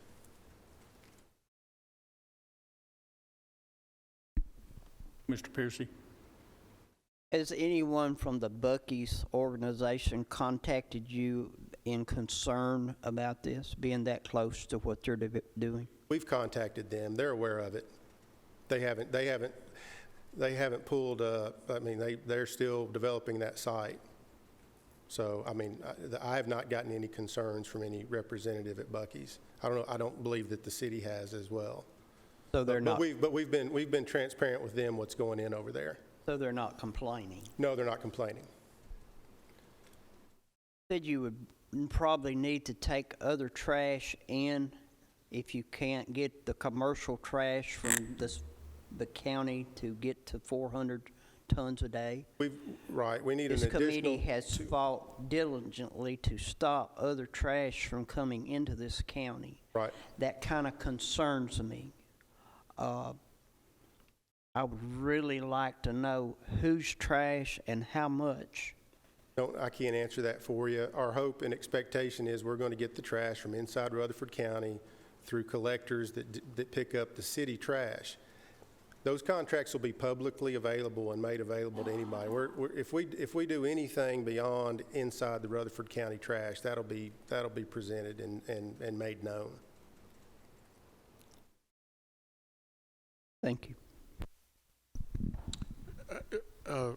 I just want to remind my fellow Commissioner Piercy that Chairman Phillips will support me on this. As we are on the Planning Commission and our Plan Rutherford workshops are underway, our population of Rutherford County is continuing to grow, and we're anticipating another, I believe, 130-some thousand people over the less than a decade from now. So there's where a lot of your trash is coming from. The reason Waste Away, again, on the social aspect of it, is we looked at a lot of these dirty MRFs and the amount of trash that would be needed to support that, because they only have a 40% diversion. And the reason that the city never supported or went after a large material recovery facility is it would still have to receive that Davidson County and that out-of-county trash. Our goal is to not take out-of-county trash. Our goal is to just, if we're at 140,000 tons per year and this county generates over 300,000 tons, we believe we can get the tonnage inside the county.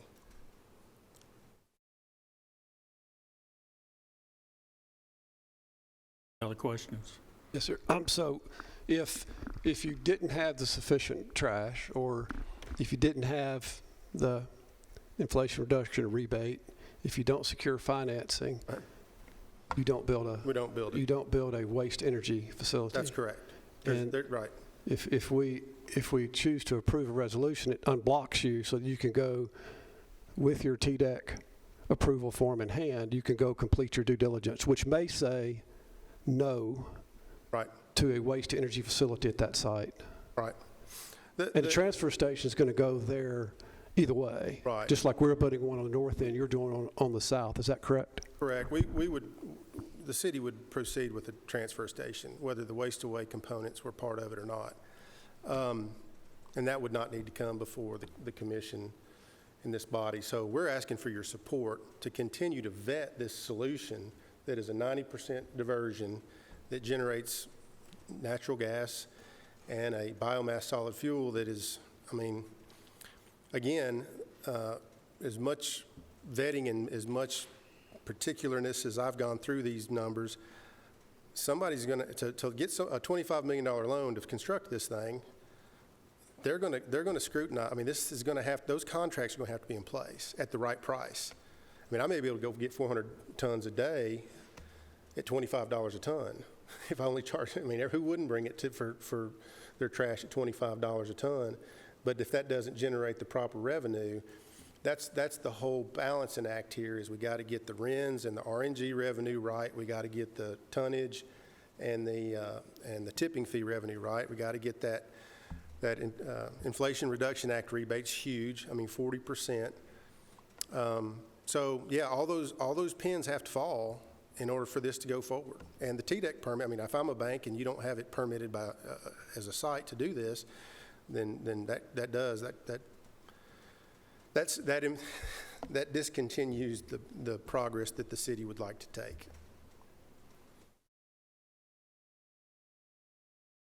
Any more questions? I think I have one last. Excuse me, Chairman, you go ahead. I just, for myself, this is me, and something I want to tell you, and I sincerely mean this, I want us to come up with a solution that works for all of us. And I'd like to help Murfreesboro do that too. This resolution, unless it spells out you're not going to take outside of county trash, unless it's those 4 that are in our region, I'm not going to be able to support it. I think that's an easy change, and I think that's probably something the council would be okay with, but I'd like to see that on the front end. I've been burnt too many times. I got you. Yeah. Commissioner P., would you state the counties that you're speaking of? Well, that would be, in our region, it's Coffee, Rutherford, Cannon, and Warren. Not Bedford. Bedford's not in the region. It's in our report, Ms. Barrett gave us.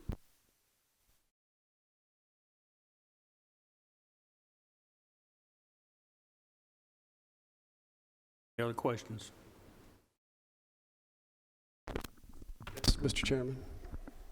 Will as you proceed through this, if you get the TDEC form approved, will that allow you to start site design? And will site design have any public input, or is there any public input opportunities in the future? Yeah, there's so the site as we propose it is a planned industrial development. So it's going to have a public hearing, which will be advertised for the public. It'll have to be advertised, and the Planning Commission will have to approve it. And also, as a planned industrial development, there will have to be a public hearing at the city council level. So there will be an advertised public hearing at that level as well. And that's where I'm saying that I'm not ready to, until we get a better feel for the 400 tons per day, until we get a better feel for the gas marketing contract and the different elements of it. I'm ready. I'm holding that up. The earliest we could do it is November. We could push it to December and maybe even January, but I'll, that will be publicly advertised and it'll be put out there.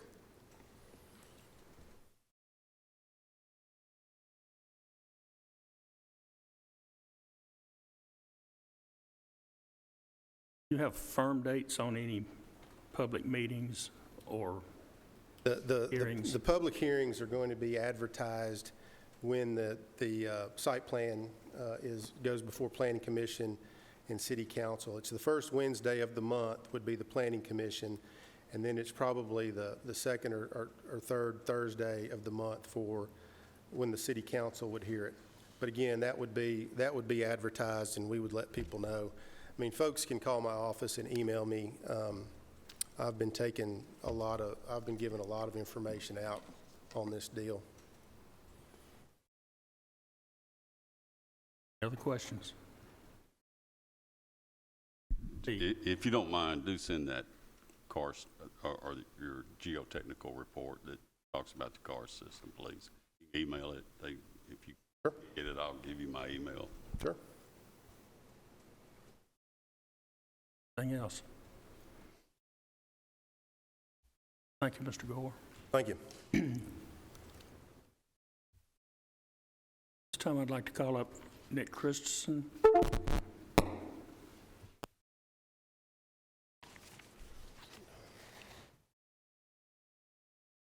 We had a resolution that came to us last month, and it was sent back to us. So several of us reached out to the city of Murfreesboro, and that has been changed, that resolution. That resolution was just us sending a favorable motion to the county commission for them to decide what to do. That got sent back to us, deferred back to us for this committee. So Murfreesboro and our county attorney, Nick Christensen, has reworked the resolution, and that's what Nick has graciously agreed to present to us tonight. And then that would be followed by a motion to send it on or not. Thank you. Thank you, Mr. Chairman. I hate to belabor reading this, but I think it's appropriate considering the circumstances where we are. Yes, Mr. May I ask a real quick question, Mr. Chairman, if I could? Nick, before you get into this,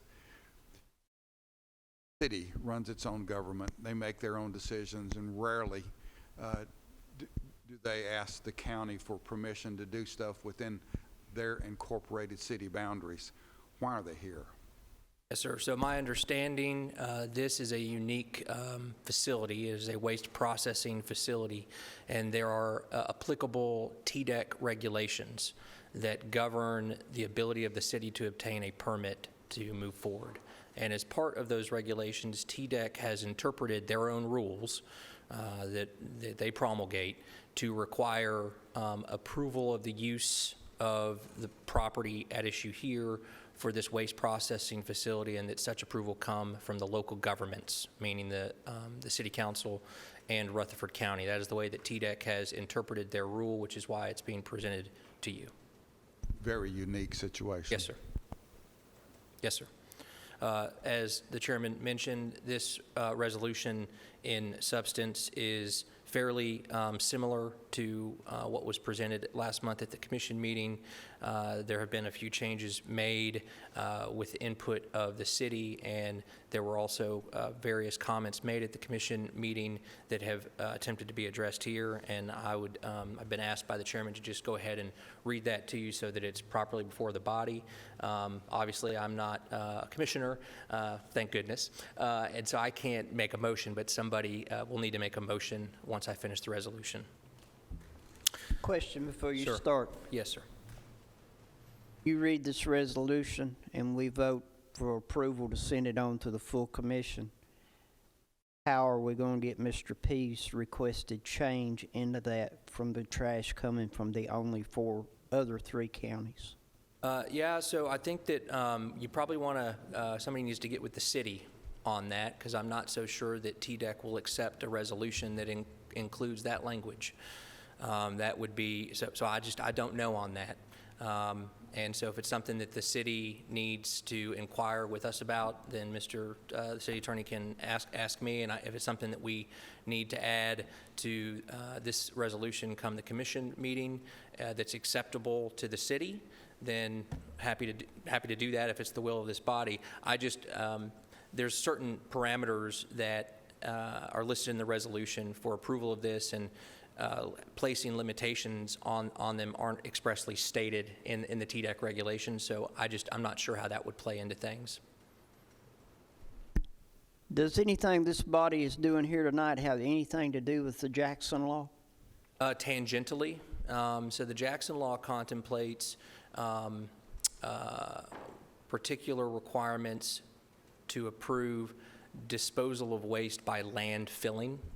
This is obviously not that. And we're in the unique scenario where we are dealing with a waste processing facility, which is governed more specifically by the TDEC regulation that was submitted. I think it's on your SharePoint. And so the TDEC regulation states that in counties that have adopted the Jackson Law, which we have, and so has the city, that in counties and cities that have adopted the Jackson Law, when it comes to a waste processing facility, the permit application has to contain a variety of things that's listed in the TDEC reg, inclusive of which is approval by the local governments, which they have interpreted to mean both the city and the county. So it's not a technical Jackson Law hearing or approval process. It is a unique process that TDEC has implemented via their regulations and interpreted to require involvement by both the city and the county. I hope that answers it. If not, I can. Good enough. But are you telling me we cannot limit the counties they can bring trash in from? We don't have that ability to do that? As part of this approval, I wouldn't say that is something that can be appended to it as a basis for approval. It's not specifically listed in the regulations as something that can be considered.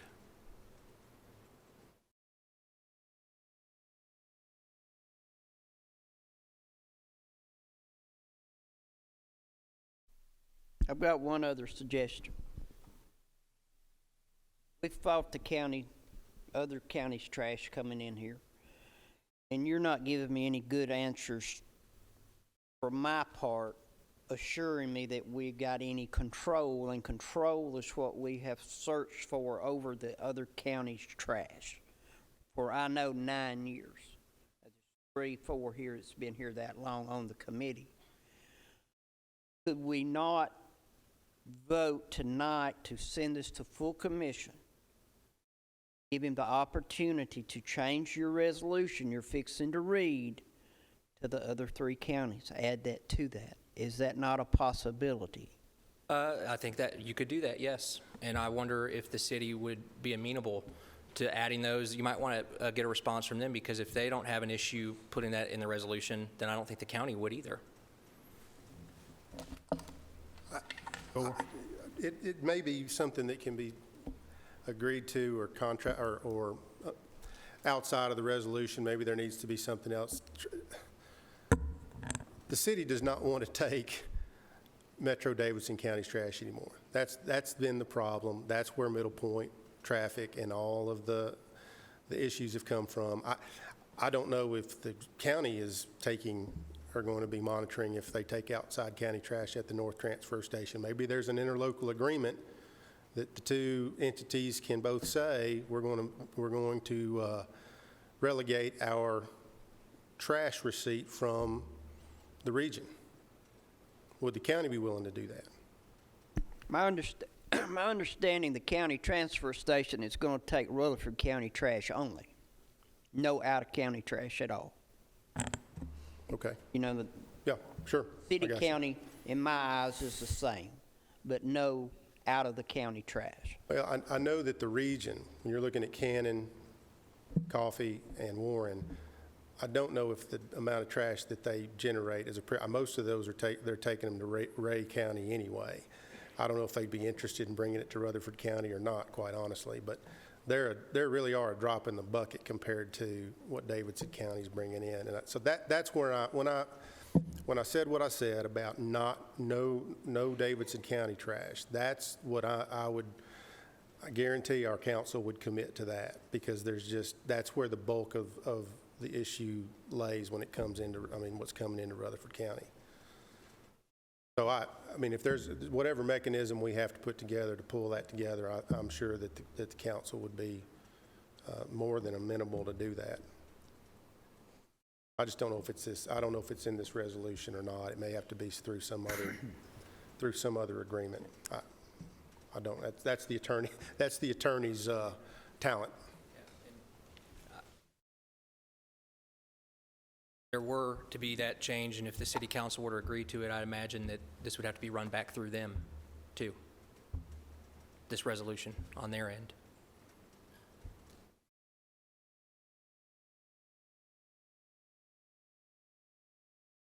Darren brought it up, doesn't an interlocal agreement make more sense to house that kind of language between the city and the county? These are really discussions I probably need to have with the city attorney before I go into it, because I haven't had an opportunity to think about it, so I'd have to think about it. All right. Mr. Chairman, and Mr. maybe P. Nick, maybe save us a little discussion tonight. Can we defer this until the city has a chance to answer these questions for us? I'm not trying to throw their timetable off. I'm just saying, they want my help with it. That's what it's going to take. The body can do anything it'd like on this. I haven't read the resolution, but there is a report that's due to your commission next month, either way on the deal. So whether it's hey, we're still researching it and need to report back, or we have a motion before the body or a resolution rather, that's approved, either one. Could we ask Mr. Gore what his opinion is? I know he can't speak for the council, but he might have an opinion. If this is going to hurt them by putting this off for one more meeting. Well, so I think the TDEC permitting process is probably going to be more extensive than normal. I think it's probably going to be at least a 90-day process.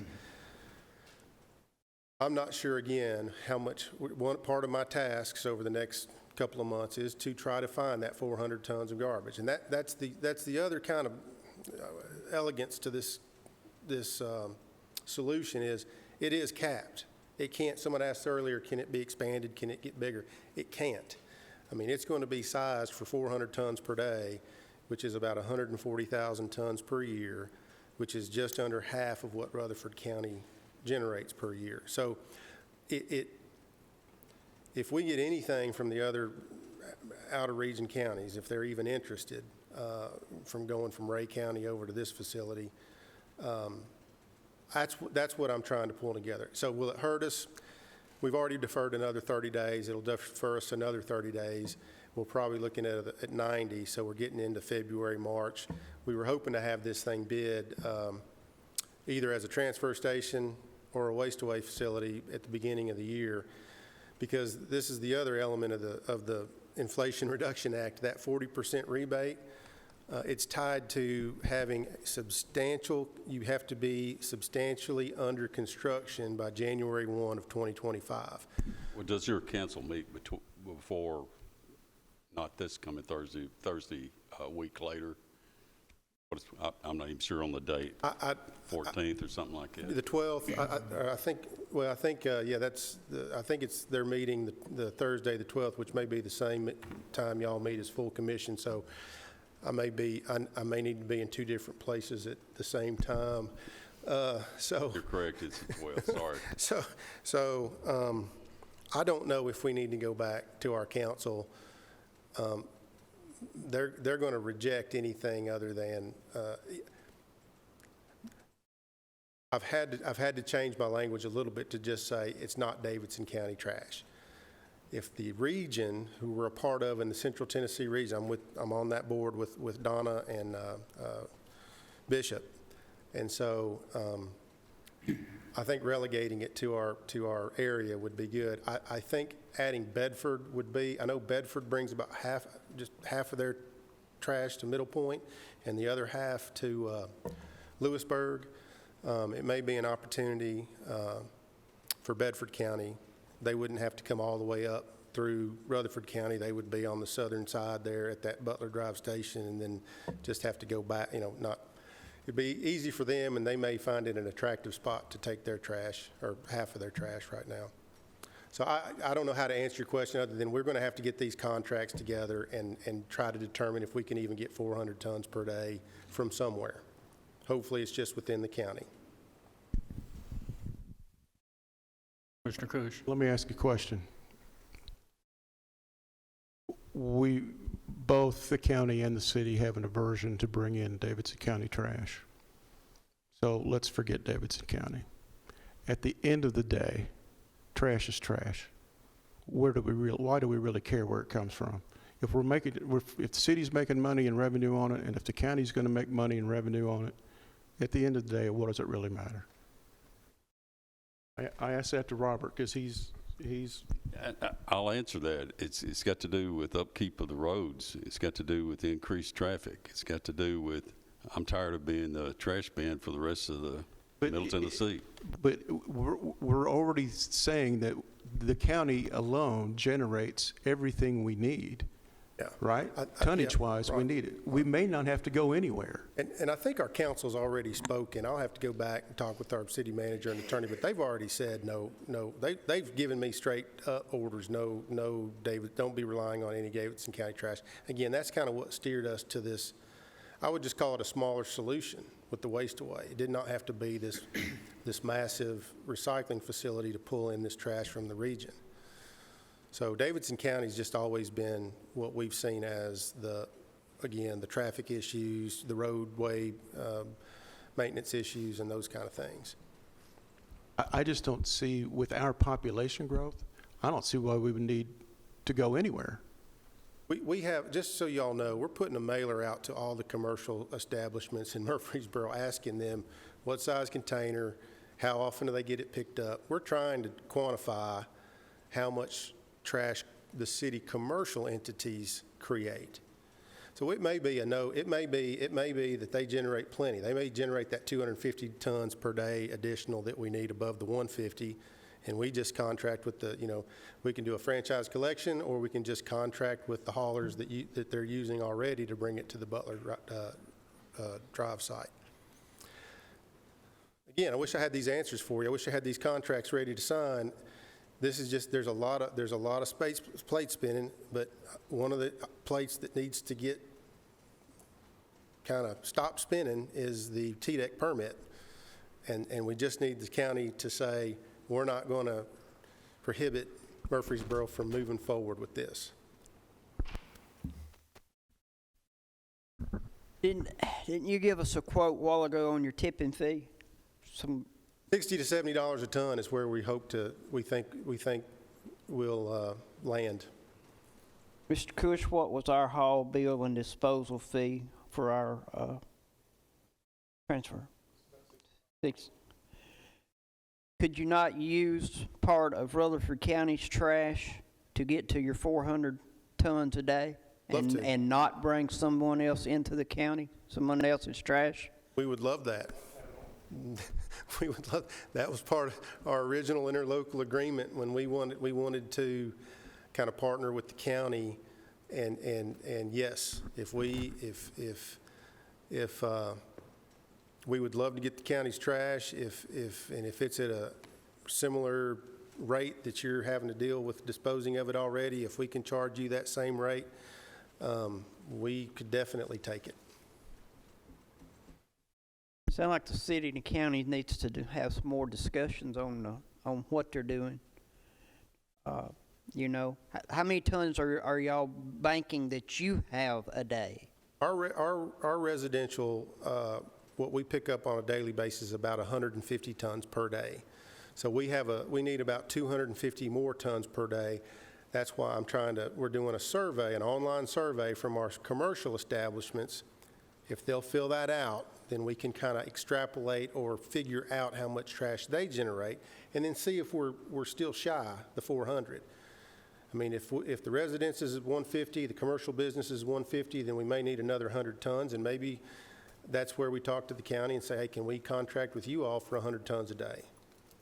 And I know Bishop has a certain amount of tonnage. He's The total tonnage in Rutherford County per Bishop is estimated, and TDEC, is estimated to be 460,000 tons. 20 of that is CNA, construction. 20%? 20,000 of that, so really 440,000 tons. Seems a little high, but if that's what Bishop and TDEC That's everything, commercial, everything. But that's including C&D. You're saying you have to take 20,000 tons of C&D out of that? Out of that. Yeah, because we will not be able to take C&D. Right. So that's what I'm saying. If you combine county trash and city trash, you're well within your 400 tons. So that's where I was talking about this position statement. Contracts for gas purchase, contracts for solid waste delivery, contracts with cement kilns, contracts for, the TDEC permitting, the site plan. I mean, all that has to be packaged together in order to go get $25 million loan. Plus, we need to get the $30 million from the Inflation Reduction Act, and we need to be under substantial construction by January 1, 2025. So you can see where all this time, don't know if this is going to come off. Really don't. But we got to try. And that's my job, is to try to pull this off. And if it doesn't pull off, as long as I know I did my best, that's all I'm trying to do. If I may, I concur with Commissioner Cush. The tonnage is here. It's not in contract, but the tonnage is here. Everyone knows that Murfreesboro has fought public to keep Davidson County out of here. They're in a lawsuit. Strange things happen, but I don't see Murfreesboro going against what the lawsuit is with Republic, and that's to limit that trash that's coming in here. There's discussion about having further discussion with Murfreesboro and the county, but that's what this resolution does. It moves it forward. That's another step, and we can have this discussion. But there are steps that have to be taken before we can do that.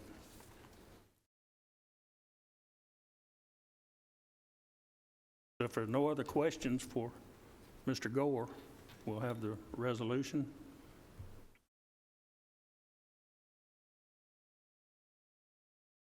Go ahead and read this. Whereas the city of Murfreesboro, the city, has represented to the county that on December 7th, 2022, the city entered into an agreement with Waste-Away LLC to design a qualified biogas property known as the project, which, consistent with the definition for such properties in the Inflation Reduction Act 28 U.S.C.A. Section 48C7, will convert biomass into methane gas and will capture such gas for sale or productive use. And whereas the city has indicated that the project's objective is to produce renewable natural gas for sale from municipal solid waste, while at the same time diverting upwards of 90% of the municipal solid waste collected by the city from landfills at a market competitive price. And whereas the city intends to have the project built on property owned by and located within the city at 2120 Butler Drive, and whereas the city has represented to the county that the project will include the following components: number 1, a material management station; number 2, a waste-away SC3 manufacturing component; number 3, an anaerobic reactor biogas generation component; number 4, a renewable natural gas purification component; and number 5, related facility support spaces.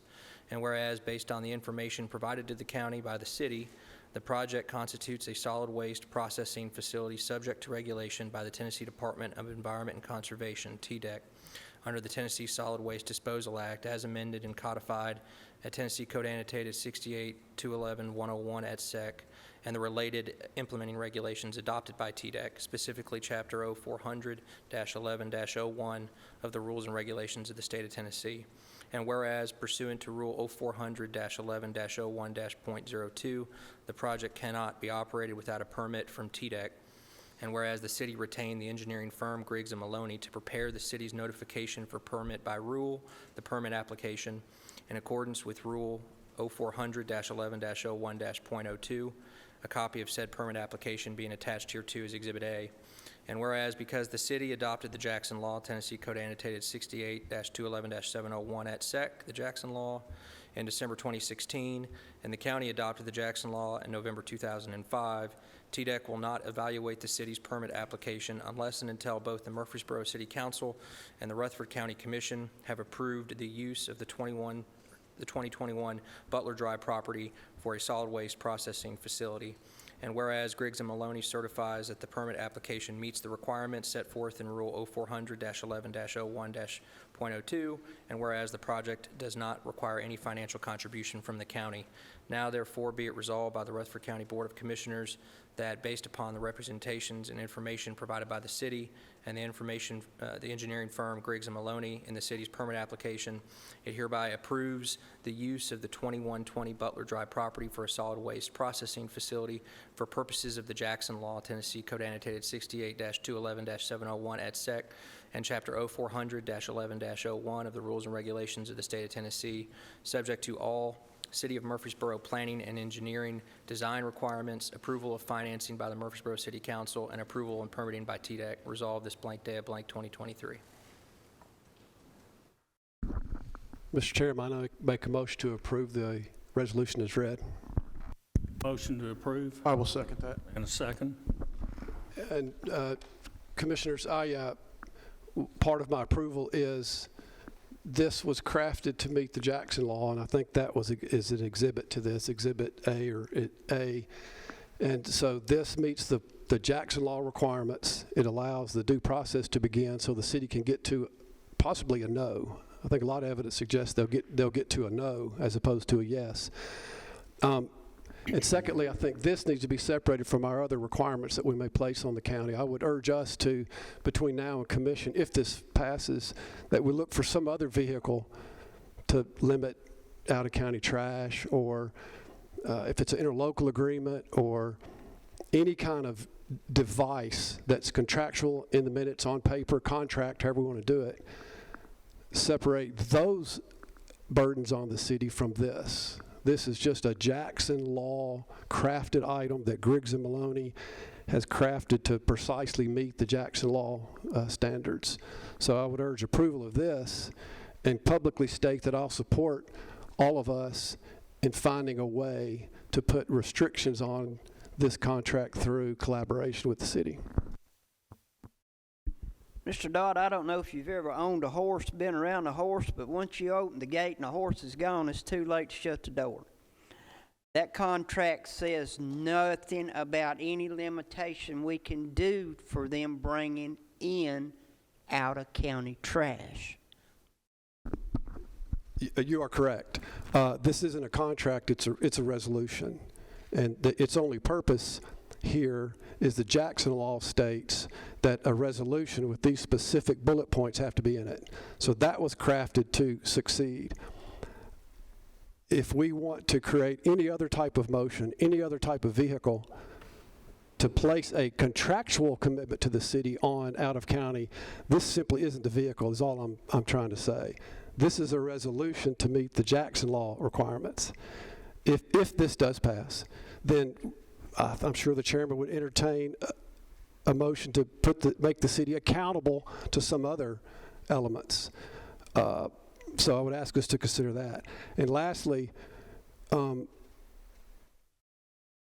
city council, the administration, and the director that has presented to us, I find to be incredibly trustworthy.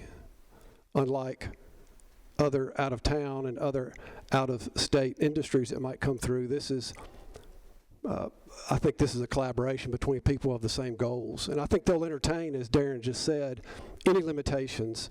This just isn't the document to do it. This isn't a contract, it's a resolution. So by all means, let's bring up a contract, perhaps, if this motion passes in the next motion. Being reminded twice that this was a resolution and not a contract, I want to ask you a question. Can we do anything in the future that will affect the outcome of that resolution? Assuming that this, as written, were to pass the commission, I think you could do so, but only through an agreement with the city. Yes, sir. Other discussion? I'd just like to make a point. It's already been pointed out about traffic. We don't want out-of-county traffic or trucks coming in here because of the traffic, the smell, whatever. Don't want that. But the transfer station has nothing to do with this Jackson Law. It's only the processing facility that we're talking about. Gasification, that's all we're talking about. We're not talking about transfer station. It's a done deal. It's going to happen. This other is not a done deal, no matter what we do. This is just a step to allow them the process to go through to see if it's going to come to fruition. But if we turn this down, the transfer station is going to be there. The traffic's going to be in there, taking trash. You're going to have all of the bad things that's been mentioned, the smell, the traffic, going up roads, whatever. But this doesn't affect the transfer station. Like I said, it's going to happen. So you're going to have more traffic because they're going to be taking all the trash into the transfer station to transfer it somewhere else. So it's going to go in and it's going to come back out. It's going to be there. The traffic's going to be there. The roads will be torn up. All of the bad things that have been mentioned, it's going to happen anyway. Except for the gasification part, as far as someone mentioned explosions or whatever. Your car can explode sitting in your driveway. Many cars right now, they're saying don't park them in your garage because they're going to blow up. Things happen, but you can't stop moving forward and taking care of business because things can happen. You try to eliminate all you can, but nothing. This is not a perfect world. We can't eliminate all of that. So if there's no further discussion, take a vote on the resolution. Please call the roll. Commissioner Cush. Yes. Commissioner Piercy. Yes. Commissioner P. No. Commissioner Dodd. Yes. Chairman Johnson. Yes. Motion passes. Okay, motion passed, so this will be sent on to the, send it to full commission, I guess. Okay.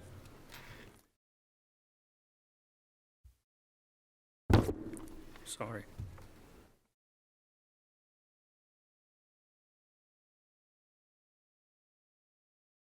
Like that's the end of our agenda. Does anyone have anything else?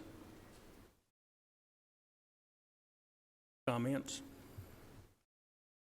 Move to adjourn.